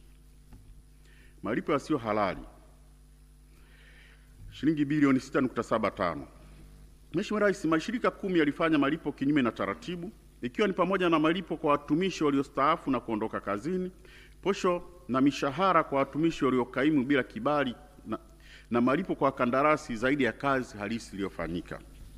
Mheshimiwa Rais, hivyo napendekeza kwa serikali iongeze udhibiti wa fedha na malipo ili kuhakikisha malipo yanalingana na thamani ya huduma zilizotolewa na kurejesha fedha zilizotolewa kwa matumizi yasiyostahili. Madeni ya taasisi za umma shilingi trilioni 7.23. Hadi kufikia tarehe 30 Juni 2024, taasisi 278 za umma zilikuwa na madeni yasiyolipwa kwa zaidi ya miezi 12 yaliyofikia jumla ya shilingi trilioni 7.23. Hali hii imetokana na uhaba wa fedha, ucheleweshaji wa fedha kutoka serikalini pamoja na utendaji hafifu wa biashara za taasisi husika. Kati ya deni hilo, taasisi za mashirika ya umma zinadaiwa shilingi trilioni 3.7 na taasisi za serikali kuu zinadaiwa shilingi trilioni 3.52. Madeni hayo yanajumuisha kiasi cha shilingi bilioni 71.47 ikiwa ni gharama za riba kutokana na ucheleweshaji wa malipo kwa kandarasi. Mheshimiwa Rais, napendekeza serikali harakisha utoaji wa fedha kwa wakati kwa taasisi husika ili kupunguza madeni. Taasisi zibuni mikakati madhubuti ya usimamizi wa fedha ili kuzuia ongezeko la madeni. Aidha, mashauriano kati ya taasisi na wadaiwa wakuu yafanyike ili kuweka mpango wa kulipa madeni kwa awamu, kuepuka gharama zisizo za lazima zikiwemo riba.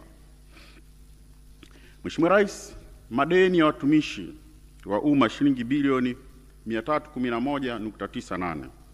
Ukaguzi umebaini watumishi wa umma katika taasisi 269 wanadai jumla ya shilingi bilioni 311.98 zikihusisha mishahara, gharama za usafiri wa mizigo kwa staafu na marupurupu ya kisheria kwa viongozi wa idara pamoja na watumishi wengine. Katika madeni haya, serikali kuu inadaiwa shilingi bilioni 274.8, mamlaka serikali za mitaa zinadaiwa shilingi bilioni 24.54 na mashirika ya umma yanadaiwa shilingi bilioni 12.64. Napendekeza serikali kupitia TAMISEMI na hazina kuhakikisha bajeti inatengwa na fedha zinatolewa kwa wakati ili kulipa madai haya, kuzuia malimbikizo zaidi. Utendaji wa benki za serikali. Mheshimiwa Rais, kwa mwaka wa fedha uliishia tarehe 31 Disemba 2024, benki zote 4 za serikali zilipata faida. Hata hivyo, licha ya mafanikio haya, benki hizi bado zinakabiliwa na changamoto mbalimbali za kiutendaji kama ifuatavyo: upungufu wa mitaji benki ya rasilimali. Benki ya maendeleo ya TIB. Benki ya maendeleo ya TIB haijakidhi matakwa ya kisheria ya kuwa na mtaji wa angalau shilingi bilioni 200. Hadi kufikia Disemba 2024, benki ilikuwa na mtaji wa shilingi bilioni 87 tu, ikiwa ni pungufu kwa shilingi bilioni 113. Zaidi ya hayo, benki hiyo inadai shilingi bilioni 37 kutoka kwa msajili wa hazina tangu mwaka 2019, kiasi ambacho hakijalipwa hadi kufikia Machi 2025. Aidha, benki ilikuwa na madeni yaliyoiva ya shilingi bilioni 183 dhidi ya mali halisi, pungufu kwa shilingi bilioni 2.84. Riba ya madeni imeongezeka kwa asilimia 39 ndani ya mwaka mmoja. Hali hii ni hatarishi na ikiendelea inaweza kusababisha benki kupoteza sifa ya kisheria ya kujiendesha na kuhitaji usimamizi maalum kutoka Benki Kuu. Hasara endelevu na mtaji hasi kampuni ya TIB Rasilimali. Kampuni tanzu ya TIB, yaani TIB Rasilimali, imekuwa ikipata hasara kwa zaidi ya miaka 5 mfululizo. Mwaka wa 2024 ilipata hasara ya shilingi milioni 540 na kufikisha jumla hasara ya shilingi bilioni 3.63 kufikia Disemba 2024. Kampuni ilikuwa na mtaji hasi wa shilingi bilioni 1.25 ambapo madeni yalizidi mali zote. Hali hii inaonyesha kuwa kampuni ipo kwenye hatari ya kufilisika na kushindwa kabisa kujiendesha. Sababu kuu ni ukosefu wa mtaji na mabadiliko yasiyo na tija ya aina ya uwekezaji. Mheshimiwa Rais, usimamizi duni wa mikopo na dhamana katika benki za TIB na TCB. Ukaguzi umebaini kuwa benki hizi mbili zimekumbwa na mapungufu ya usimamizi wa mikopo. Katika benki ya maendeleo ya TIB, mikopo ya shilingi bilioni 209 ilitolewa kwa dhamana zenye thamani ya shilingi bilioni 52 pekee, tofauti ya shilingi bilioni 157. Aidha, mikopo ya shilingi bilioni 20 haikuwa na bima. Benki ya biashara haikuwa na ripoti za uthamini wa mikopo 31 kati ya sampuli ya mikopo 51 yenye thamani ya shilingi bilioni 24.93. Vile vile, mikopo 13 yenye dhamana ya shilingi bilioni 47.14 haikuhakikiwa ipasavyo ili kuthibitisha uwepo wa uhalali wa dhamana hizo. Mapungufu haya yanaongeza hatari ya mikopo chechefu na kuathiri uendelevu wa benki hizi. Napendekeza kuwa serikali kwa kushirikiana na wadau husika itengeneze mwongozo wa kimkakati wa kuboresha uimara wa kifedha na usimamizi wa benki za serikali. Utendaji wa mifuko ya hifadhi ya jamii. Hatari ya kutorejeshwa kwa mkopo wa shilingi bilioni 27.61 uliotolewa kwa halmashauri ya jiji la Dar es Salaam. Mheshimiwa Rais, mwaka 2007 mfuko wa taifa wa hifadhi ya jamii kwa sekta binafsi ulitoa mkopo wa shilingi bilioni 15.91 kwa halmashauri ya jiji la Dar es Salaam kwa ajili ya ujenzi wa Machinga Complex. Ilitoa mkopo huo bila kufuata masharti ya mkataba, ikiwemo upatikanaji wa dhamana ya serikali na hati miliki ya ardhi. Hadi kufikia Juni 2024, mkopo na riba imefikia shilingi bilioni 27.61, lakini halmashauri ilikuwa imerejesha shilingi milioni 80 tu tangu mwaka 2009 bila mpango wa ulipaji. Kutokuwepo kwa dhamana, hati miliki na mpango wa ulipaji kunahatarisha urejeshwaji wa mkopo huo kwenye taasisi ya NSSF. Mheshimiwa Rais, uwekezaji wa shilingi bilioni 161.53 usiozalisha faida. PSSSF imewekeza shilingi bilioni 161.53 katika vitega uchumi 8 ambavyo havijazalisha faida kwa kipindi cha miaka 7. Hii inakiuka mwongozo wa Benki Kuu unaotaka kila uwekezaji uzalishe faida inayozidi amana ya serikali. Mfuko wa taifa wa bima ya afya na sekta ya afya. Mafanikio endelevu mfuko wa bima ya afya. Mheshimiwa Rais, uendelevu wa kifedha mfuko wa bima ya afya umeimarika mwaka 2023-2024 baada ya kupata faida ya shilingi bilioni 75.51 ikilinganishwa na hasara ya zaidi ya shilingi bilioni 200 katika miaka miwili iliyotangulia. Hii imetokana na hatua mbalimbali zilizochukuliwa na serikali katika kuimarisha mfuko huu. Mheshimiwa Rais, pamoja na juhudi hizo za serikali, ukaguzi wangu umebaini changamoto kadhaa zinazokabili mfuko kama ifuatavyo: ongezeko la madai ya hospitali yaliyokataliwa na madhara kwa ukwasi. Mfuko ulikataa madai ya jumla ya shilingi bilioni 11.23 kutoka hospitali ya taifa Muhimbili na Muhimbili Mloganzila, sawa na 16% ya madai yote yaliyowasilishwa kutoka hospitali za rufaa, mikoa na ngazi za wilaya. Madai hayo yalikataliwa kutokana na makosa ya bei, dozi, bidhaa zisizo sahihi na ada zisizotakiwa. Hali hii imeathiri ukwasi wa hospitali hizo kwa kupunguza mapato yaliyotarajiwa. Mheshimiwa Rais, ni vema NHIF na watu wa huduma kukaa pamoja na kutatua changamoto hizi kwa sababu zimekuwa zikijirudia. Ucheleweshaji wa malipo na watu wa huduma kwa athari ya utoaji wa huduma. Licha ya matakwa ya kisheria kwa madai kwamba madai yalipwe ndani ya siku 60, asilimia 55 ya madai 58,937 yaliyofikia shilingi bilioni 416.08 yalicheleweshwa kwa mwaka wa fedha 2023-2024. Ucheleweshaji huu ulitokana na uhaba wa fedha unaochangiwa na ucheleweshaji wa michango ya kila mwezi kwa mfuko. Hali hii huathiri watoa huduma, husababisha changamoto za kifedha na kushuka kwa ubora wa huduma. Mheshimiwa Rais, vifaa vya matibabu vya shilingi bilioni 3.85 havikutumika kwa sababu za kiufundi na miundombinu. Vifaa vya matibabu vyenye thamani ya shilingi bilioni 3.85 katika vituo vya afya 25 havikutumika kutokana na ukosefu wa wataalamu, majengo yasiyokamilika na ukosefu wa mafunzo na ukosefu wa vitendanishi. Vifaa 65 katika hospitali 6 ikiwemo mashine ya X-ray havijatumika kwa zaidi ya miaka miwili kwa sababu ya miundombinu isiyokamilika. Kutotumika kwa vifaa hivi kunasababisha hasara kwa serikali na kuchakaa kwa rasilimali kabla ya kutumika. Napendekeza Wizara ya Afya na mamlaka za serikali za mitaa zitatue changamoto zilizopo na kuviingiza vifaa hivi kwenye mpango wa matumizi ili kuhakikisha vinatoa huduma iliyokusudiwa.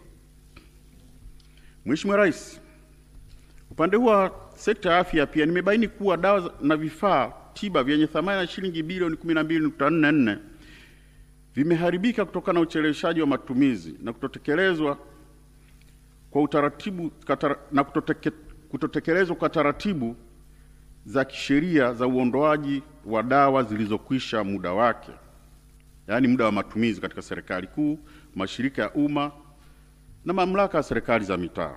Sababu kubwa za hali hii ni utaratibu mrefu wa kupata kibali cha kisheria cha kuondoa dawa zilizokwisha muda wake, ununuzi wa dawa kwa wingi bila kufanya tathmini ya mahitaji halisi na kutofuata taratibu za upangaji wa dawa kwa utoaji wa dawa kwa mtindo wa first in first out kwa maana FIFO.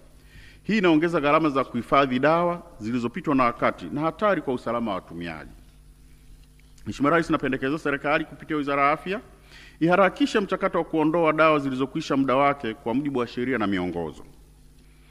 Mheshimiwa Rais, miradi ya barabara, ujenzi wa barabara. Udhaifu katika uhakiki wa mkataba uliosababisha hasara ya shilingi bilioni 13.72. Mheshimiwa Rais, Wakala wa Barabara Tanzania ilisaini mkataba wenye thamani ya shilingi bilioni 38.36 mnamo Desemba 2022 kwa ajili ya utekelezaji wa mradi wa uboreshaji barabara ya Ibanda Kajunjumele kilomita 22. Mkataba huu uliingiwa baada ya wataalamu wa TANROADS kwenda Uturuki kufanya due diligence na kujiridhisha kwamba mkandarasi alikuwa na uwezo wa kutekeleza kazi hiyo. Hata hivyo, utekelezaji wa mradi ulikumbwa na changamoto na ikabainika kwamba wakati wa kuwasilisha tenda, mkandarasi alikuwa amewasilisha nyaraka za kugushi ikiwemo taarifa za uongo kuhusu miradi aliyowahi kukamilisha. Mkandarasi pia aliwasilisha dhamana ya utendaji na dhamana ya malipo kutoka benki ya nchini Azerbaijan ambayo ilimwezesha mkandarasi kulipwa kiasi cha shilingi bilioni 3.72 kama malipo ya awali. Benki hiyo kwa sasa imefilisiwa na haina uwezo wa kulipa fedha za malipo ya awali ambazo TANROADS inadai. Kufuatia ukiukaji huo, TANROADS ilisitisha mkataba mnamo Mei 2024 na kuanzisha taratibu za kurejesha fedha yaani shilingi bilioni 13.72 ikiwa ni madai kwa mkandarasi kushindwa kutekeleza mkataba, ikiwemo sehemu ya fedha za malipo ya awali ya shilingi bilioni 3.29, dhamana ya utendaji wa kazi shilingi bilioni 3.84 na thamani ya kazi ambazo zilikuwa hazijakamilika za shilingi bilioni 6.559. Hata hivyo, mkandarasi amepinga madai hayo na shauri hilo limepelekwa kwenye usuluhishi. Hii Mheshimiwa Rais, ni kwamba awali walienda wakafanya due diligence, wakasema mkandarasi ana uwezo wa kutekeleza kazi, lakini walivyositisha mkataba kwenda kufanya due diligence ya pili, ikaonekana nyaraka alizowasilisha mkandarasi hasa za kuonyesha kwamba ana uwezo ni za uongo, ni za kugushi, na benki ambayo ilikuwa imetoa dhamana inafilisiwa. Mheshimiwa Rais, napendekeza TANROADS inapaswa kuimarisha uhakiki wa kandarasi wa kigeni ili kuepusha matatizo kama haya siku zijazo. Lakini pia vyombo vya kiuchunguzi vifanye uchunguzi kubaini kama kuna jinai, kwa kuwa due diligence ya kwanza ilionyesha kuwa mkandarasi alitimiza vigezo vyote, ili hali uhakiki wa pili ulibaini kwamba mkandarasi aliwasilisha nyaraka za kugushi. Mheshimiwa Rais, ucheleweshaji wa malipo ya fidia kwa waliopisha miradi shilingi bilioni 70.90. Serikali inadaiwa shilingi bilioni 7.90 kama fidia kwa wananchi waliopisha miradi ya maendeleo, licha ya masharti ya kisheria yanayotaka malipo haya yafanyike ndani ya miezi 6. Ni vyema serikali ikawalipa fidia mapema wanaodai ili kuepuka riba inayoweza kudaiwa kwa ucheleweshaji wa malipo hayo. Usimamizi wa mali za serikali. Ucheleweshaji wa uhamisho wa mali kwenda ATCL. Mheshimiwa Rais, baada ya shirika lililoanzishwa kusimamia mali na madeni ya kampuni ya ndege Tanzania ATC ya zamani iliyojulikana kama Air Tanzania Holding Corporation kumaliza kazi yake, mali zilizosalia zilipaswa kuhamishiwa Air Tanzania Company Limited, kampuni mpya iliyoundwa. Hata hivyo, mali zikijumuisha viwanja na nyumba 7 kati ya 9 hazijahamishwa rasmi kwenda Air Tanzania. Kati ya mali hizo 3 bado zinashikiliwa na Wizara ya Mambo ya Nje bila kukamilishwa kwa mchakato wa kuhamishwa, huku mali 4 zikikosa nyaraka za mauzo au hati rasmi za uhamisho wa umiliki. Mheshimiwa Rais, ili kuimarisha usimamizi wa mali za umma, napendekeza msajili wa hazina kwa kushirikiana na Wizara ya Mambo ya Nje na ATCL kuhakikisha uhamisho wa mali unakamilishwa kwa wakati, nyaraka zote za umiliki zinapatikana na taarifa za mali hizo zinaingizwa kikamilifu kwenye rekodi za ATCL na nyaraka zinawasilishwa kwangu kwa ajili ya uhakiki. Mheshimiwa Rais, uhamisho wa mali za Sisalana Tanzania Limited.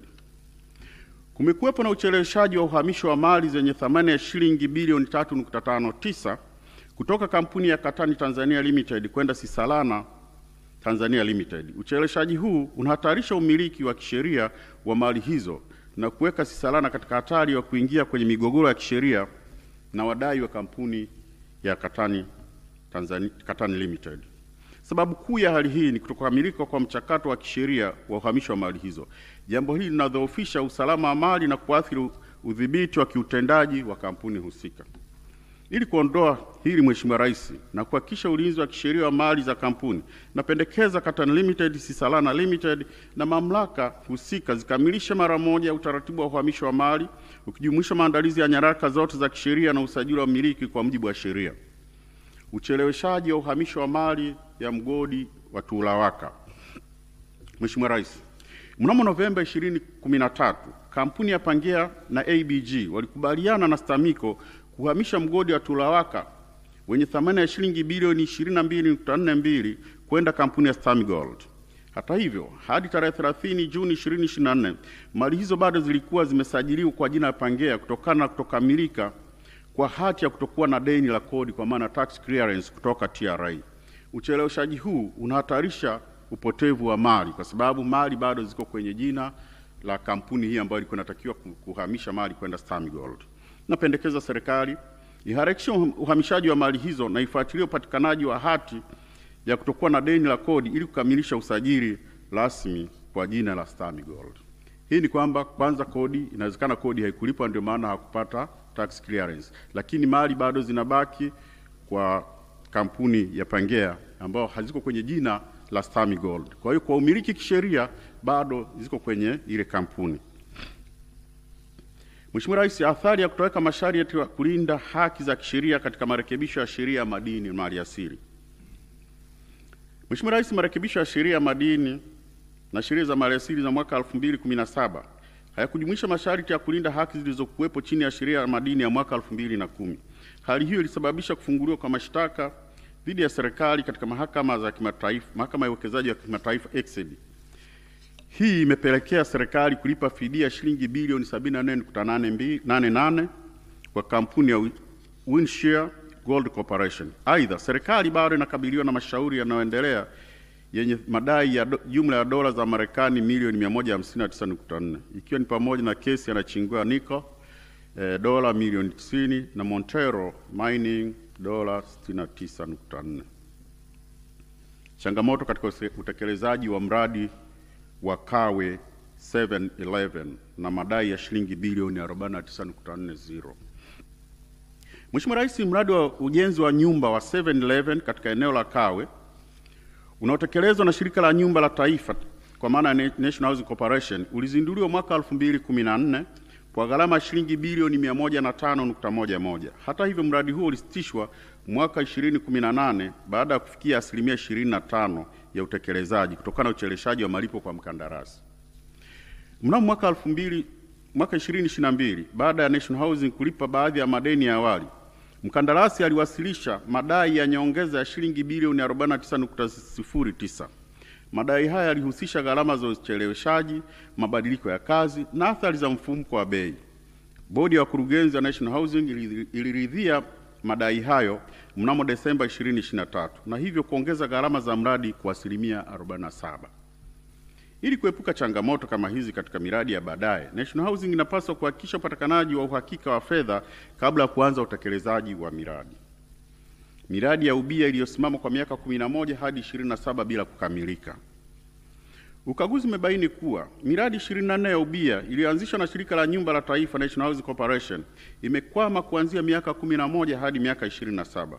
Licha ya kwamba mikataba yake ya awali ilihitaji iwe imekamilika ndani ya miaka 2 hadi 3. Pamoja na changamoto hizi, National Housing ilisaini mikataba mingine 20 ya ubia katika mwaka wa fedha 2023-2024. Hatua inaongeza idadi ya miradi ambayo haijazalisha faida wala kuleta matokeo yaliyokusudiwa. Usimamizi usioridhisha utekelezaji wa miradi hii umesababisha rasilimali za shirika ikiwemo ardhi, majengo na fedha kuzuiwa katika miradi ambayo haichangii mapato. Hali hii inahatarisha ukuaji endelevu wa shirika na kuathiri matumizi bora ya mali zake. Mheshimiwa Rais, ili kukabiliana na hali hii, National Housing inapaswa kuandaa mkakati madhubuti wa kukamilisha miradi iliyokwama ama kwa kuitekeleza yenyewe au kwa kuwawajibisha wabia ili waendeleze ujenzi. Aidha, mikataba ya ubia ijayo inapaswa kuwa na masharti mahususi ya kuwabana wabia wasiotekeleza majukumu yao, ikiwa ni pamoja na kulipa fidia ya hasara inayopatikana kutokana na ucheleweshaji huo. Mheshimiwa Rais, sekta ya maji. Katika mwaka wa fedha wa 2023-2024, sekta ya maji ilikumbwa na changamoto ya upotevu wa maji unaoathiri mapato ya serikali. Ufanisi wa huduma na uendelevu wa miradi ya maji mjini na vijijini. Jumla maji yenye thamani ya shilingi bilioni 193.01 yalipotea bila kuzalisha mapato kutokana na uvujaji, miundombinu chakavu na usimamizi hafifu wa huduma. Upotevu wa maji unaathiri moja kwa moja mapato ya mamlaka husika, kuongezeka kwa gharama za uzalishaji na kupunguza uwezo wa kupanua huduma za maji nchini. Serikali ifanye tathmini ya kina ya hali ya miundombinu ya maji na ichukue hatua madhubuti za kuboresha usimamizi na udhibiti wa uvujaji wa maji, kupunguza upotevu wa maji. Mheshimiwa Rais, ukaguzi wa balozi. Katika mwaka wa fedha 2023-2024, balozi 43 za Tanzania ziliidhinishiwa bajeti ya shilingi bilioni 161.01. Lakini hadi kufika mwisho wa mwaka zilitolewa shilingi bilioni 149.89 sawa na asilimia 92. Na zilitolewa kwa kuchelewa kwa wastani wa mwezi mmoja kwa kila malipo. Ucheleweshaji huu uliathiri utekelezaji wa majukumu muhimu ya balozi kama kulipa kodi, ada za shule, gharama za uendeshaji na posho. Mfano, ubalozi wa Tanzania Beijing ulilipa faini ya shilingi milioni 42.39 kutokana na kuchelewa kwa fedha kutoka wizarani. Mheshimiwa Rais, ninapendekeza serikali itengeneze mpango madhubuti wa kutenga na kulinda fedha zinazopangwa kwa ajili ya balozi zetu, kwa maana ring fenced, ili kuhakikisha zinapewa kipaumbele na kutolewa kwa wakati. Utoaji wa fedha kwa wakati ni muhimu kwa kudumisha utoaji bora wa huduma za kidiplomasia na kuhifadhi taswira ya nchi yetu kimataifa huko nje. Mheshimiwa Rais, mifuko ya uwezeshaji. Hadi kufikia mwaka wa fedha 2023-2024, serikali ilikuwa na jumla ya mifuko 59 inayosimamiwa na wizara, serikali za mitaa na mamlaka za udhibiti na mashirika ya umma. Ukaguzi umebaini kuwa baadhi ya mifuko hii majukumu yake yanafanana, hali inayosababisha kujirudia kwa kazi, ongezeko la gharama za kiutawala na changamoto katika usimamizi wa fedha. Mifano ya mifuko hiyo ni mfuko wa wanawake na vijana ulioko wizara na ulioko mamlaka ya serikali za mitaa, na kuna mfuko wa maendeleo ya vijana huko ofisi ya waziri mkuu. Mheshimiwa Rais, ili kuongeza ufanisi, usimamizi wa fedha na uwajibikaji, napendekeza serikali kwanza kuunganisha mifuko yenye majukumu yanayofanana ili kupunguza gharama za kiutawala na kuongeza ufanisi wa usimamizi wa fedha. Pili, jukumu la uratibu na kusimamia mifuko yote ya uwezeshaji lingefanywa na Baraza la Taifa la Uwezeshaji wa Kiuchumi Wananchi. Mheshimiwa Rais, ukaguzi wa ufanisi. Nimebaini kuwa vivuko 32 vinavyomilikiwa na TEMESA havikukidhi matakwa ya kiusalama majini. Vivuko hivi havikuwa na vyeti vya usalama majini kwa maana seaworthiness certificates, na pia baadhi ya vivuko havikusajiliwa na shirika la uwakala wa meli Tanzania. Kutokana na vyeti vya usalama majini kutokuwa na vyeti vya usalama majini kuna maanisha kuwa vivuko hivyo havikidhi vigezo vya kiusalama vinavyotakiwa kwa vyombo vya majini ili viweze kusafiri bila matatizo. Mheshimiwa Rais, ufuatiliaji hafifu wa ubora wa dawa za tiba asili. Katika ukaguzi wa ufanisi kuhusu udhibiti wa tiba asili na tiba mbadala, nimebaini kuwa Baraza la Tiba Asili na Mbadala TAHPC halina mfumo endelevu wa ufuatiliaji wa ubora wa dawa za tiba asili. Tangu mwaka 2021 hadi mwaka 2023, ukaguzi wa dawa kwenye soko umefanyika mara 2 pekee, ikiwa mbali na mapendekezo ya mwongozo wa Shirika la Afya Duniani unaosisitiza usimamizi wa mara kwa mara wa dawa za tiba za asili. Kukosekana kwa ufuatiliaji thabiti kumesababisha dawa nyingi kuuzwa bila kufanyiwa upimaji wa ubora na usajili rasmi. Hali hii inaongeza hatari ya afya kwa umma. Waganga wengi hawajasajili dawa zao kutokana na gharama kubwa za usajili na kukosekana kwa uelewa kuhusu mchakato wa kuthibitisha ubora wa dawa zao. Hitimisho. Mheshimiwa Rais, kabla sijahitimisha wasilisho langu, naomba nikushukuru tena kwa kutenga muda wako ili kupokea taarifa hizi. Pia nimshukuru Spika wa Bunge la Jamhuri ya Muungano wa Tanzania kwa ushirikiano wake mkubwa anaotoa kwa Ofisi ya Taifa ya Ukaguzi pamoja na kamati zake zote. Niwashukuru makatibu wakuu na wakuu wote wa taasisi za umma kwa ushirikiano wao wakati wote wa kutekeleza jukumu hili la kikatiba la ukaguzi wa umma. Niwashukuru na kuwapongeza watumishi wa Ofisi ya Taifa ya Ukaguzi kwa kutekeleza majukumu yao kwa weledi na kujituma kwa hali ya juu pamoja na changamoto zetu za kimaslahi ambazo najua Mheshimiwa Rais unazifahamu na kuna ahadi ya kuzishughulikia. Mheshimiwa Rais, mwisho japo sio kwa umuhimu, nipongeza na kuishukuru familia yangu ikiongozwa na mke wangu Melinda kwa kunipa moyo na kunivumilia wakati natekeleza majukumu haya ya kikatiba. Nimpongeze binti yangu Charlene Robi kwa kuwa leo ni siku yake ya kuzaliwa. Mheshimiwa Rais, niwatakie nyote mfungo mwema wa Ramadhani na Kwaresma, lakini pia niwatakie sikukuu njema za Idi na Pasaka. Mheshimiwa Rais, naomba kuwasilisha na kukabidhi ripoti zifuatazo.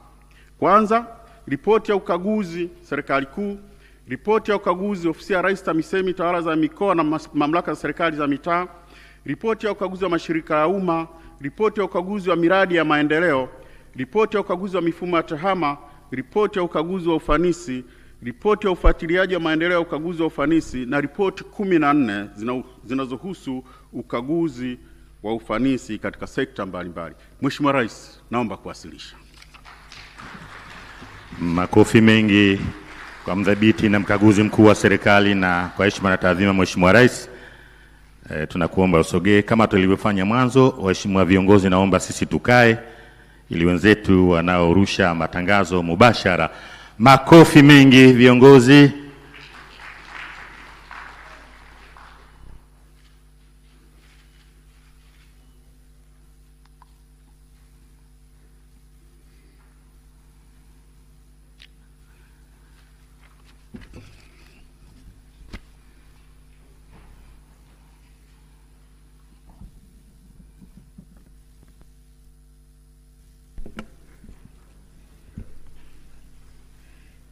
Kisu umepotea.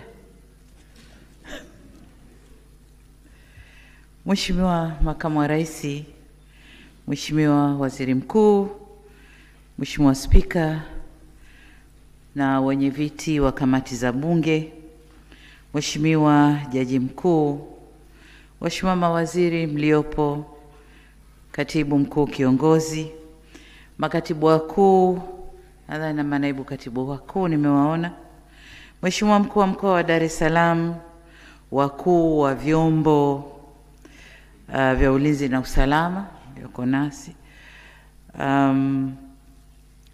ndugu mdhibiti na mkaguzi mkuu wa hesabu za serikali, mkurugenzi mkuu wa TAKUKURU, viongozi wote waandamizi wa taasisi za umma mlioko hapa, mabibi na mabwana, Jamhuri ya Muungano wa Tanzania. Kwanza tumshukuru Mungu tujalia leo fursa na wasaa wa kuja kupokea taarifa hizi ya mdhibiti na mkaguzi mkuu wa hesabu lakini za serikali, lakini pia na mkurugenzi mkuu wa TAKUKURU. Lakini pili, ni washukuru wote mliokuja kwenye shughuli hii, na la tatu, nami niongeze baraka zangu kumtakia heri mzaliwa leo wa CAG. Ndugu zangu waheshimiwa, tumekutana hapa kutekeleza jukumu la kikatiba kwa mujibu wa ibara ya 143 kifungu kidogo cha 4 kumtaka CAG kuwasilisha taarifa ya ukaguzi wa hesabu za serikali kwa rais. Lakini tukajiongeza siku kama leo pia tunapokea taarifa ya taasisi ya kuzuia na kupambana na rushwa.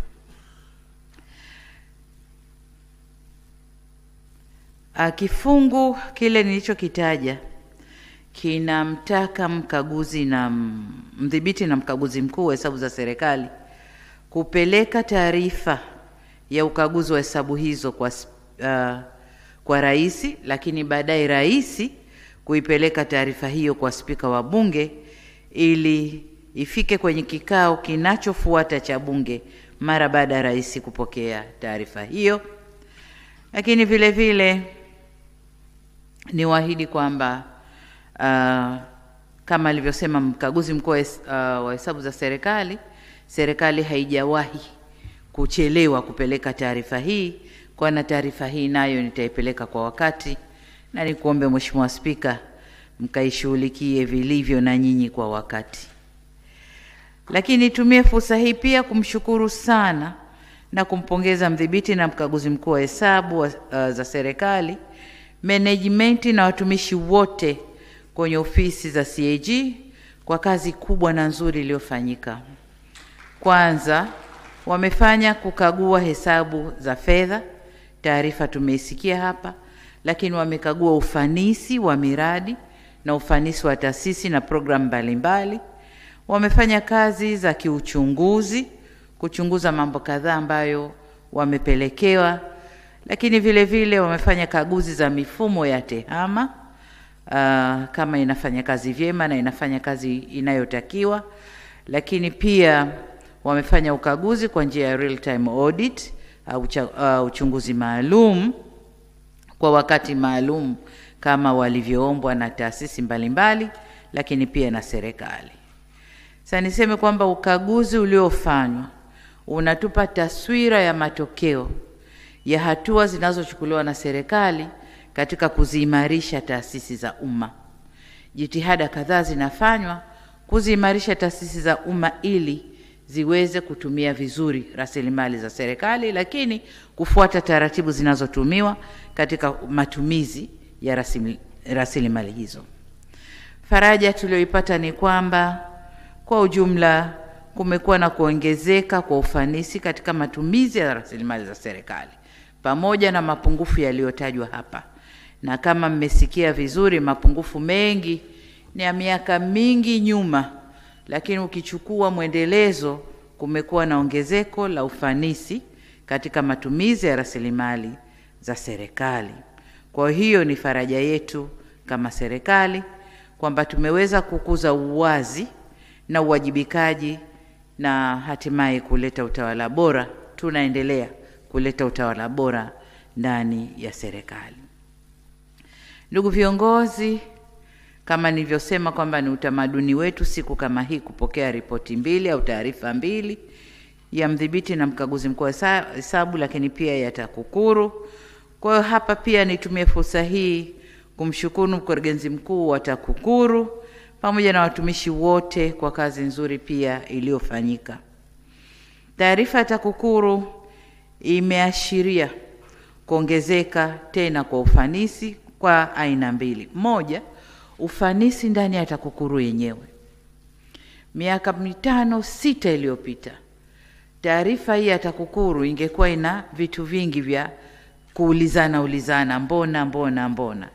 Lakini taarifa hii imeonyesha kabisa kwamba TAKUKURU sasa wanafanya kazi, wamepunguza mapungufu yao na wanafanya kazi kuendana na taratibu wanazotakiwa kufanya kazi, na ndio maana wameweza kuona yote haya na kuyafanyia kazi. Lakini la pili, taarifa ile imeonyesha kukuza ufanisi ndani ya taasisi zetu za umma, na ameonyesha comparison, mwaka huu ilikuwa hivi, mwaka huu ilikuwa hivi, lakini pia kuyanyanyua Tanzania kutoka nafasi iliyokuwepo kwenye mapambano dhidi ya rushwa na kupanda juu kidogo, lakini tumepanda, na hii ni ishara kwamba kazi nzuri inafanyika ndani ya taasisi zetu. TAKUKURU imetuambia mambo kadhaa.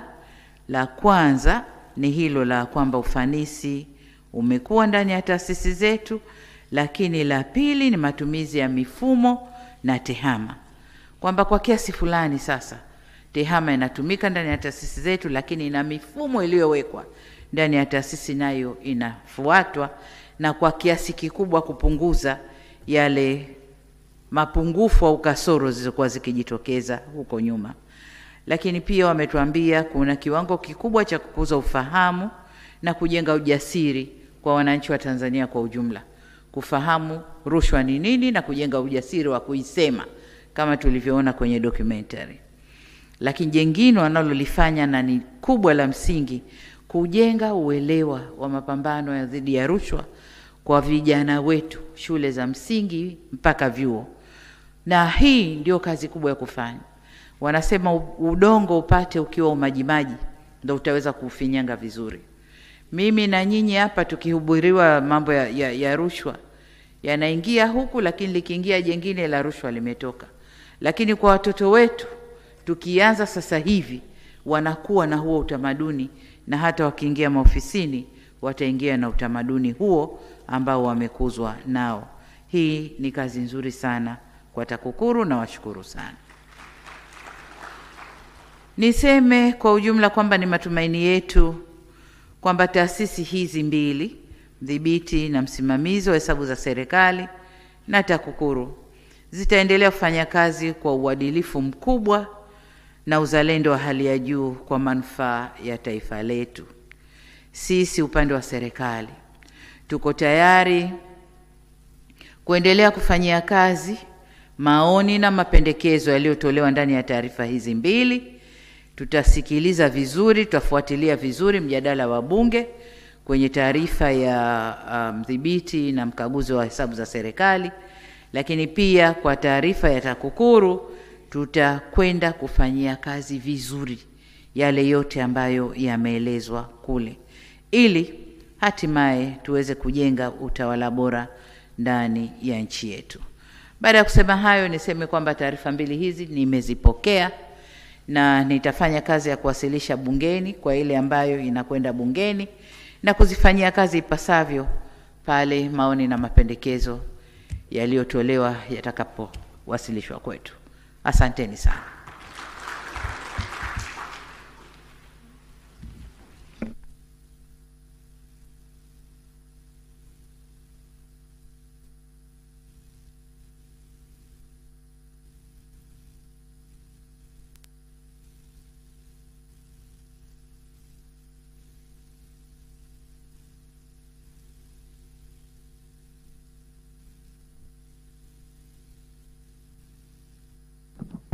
Asante Mheshimiwa Rais.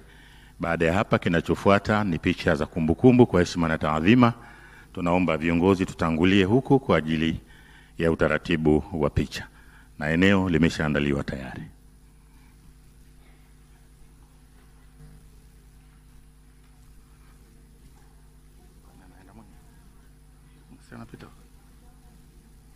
Ndio.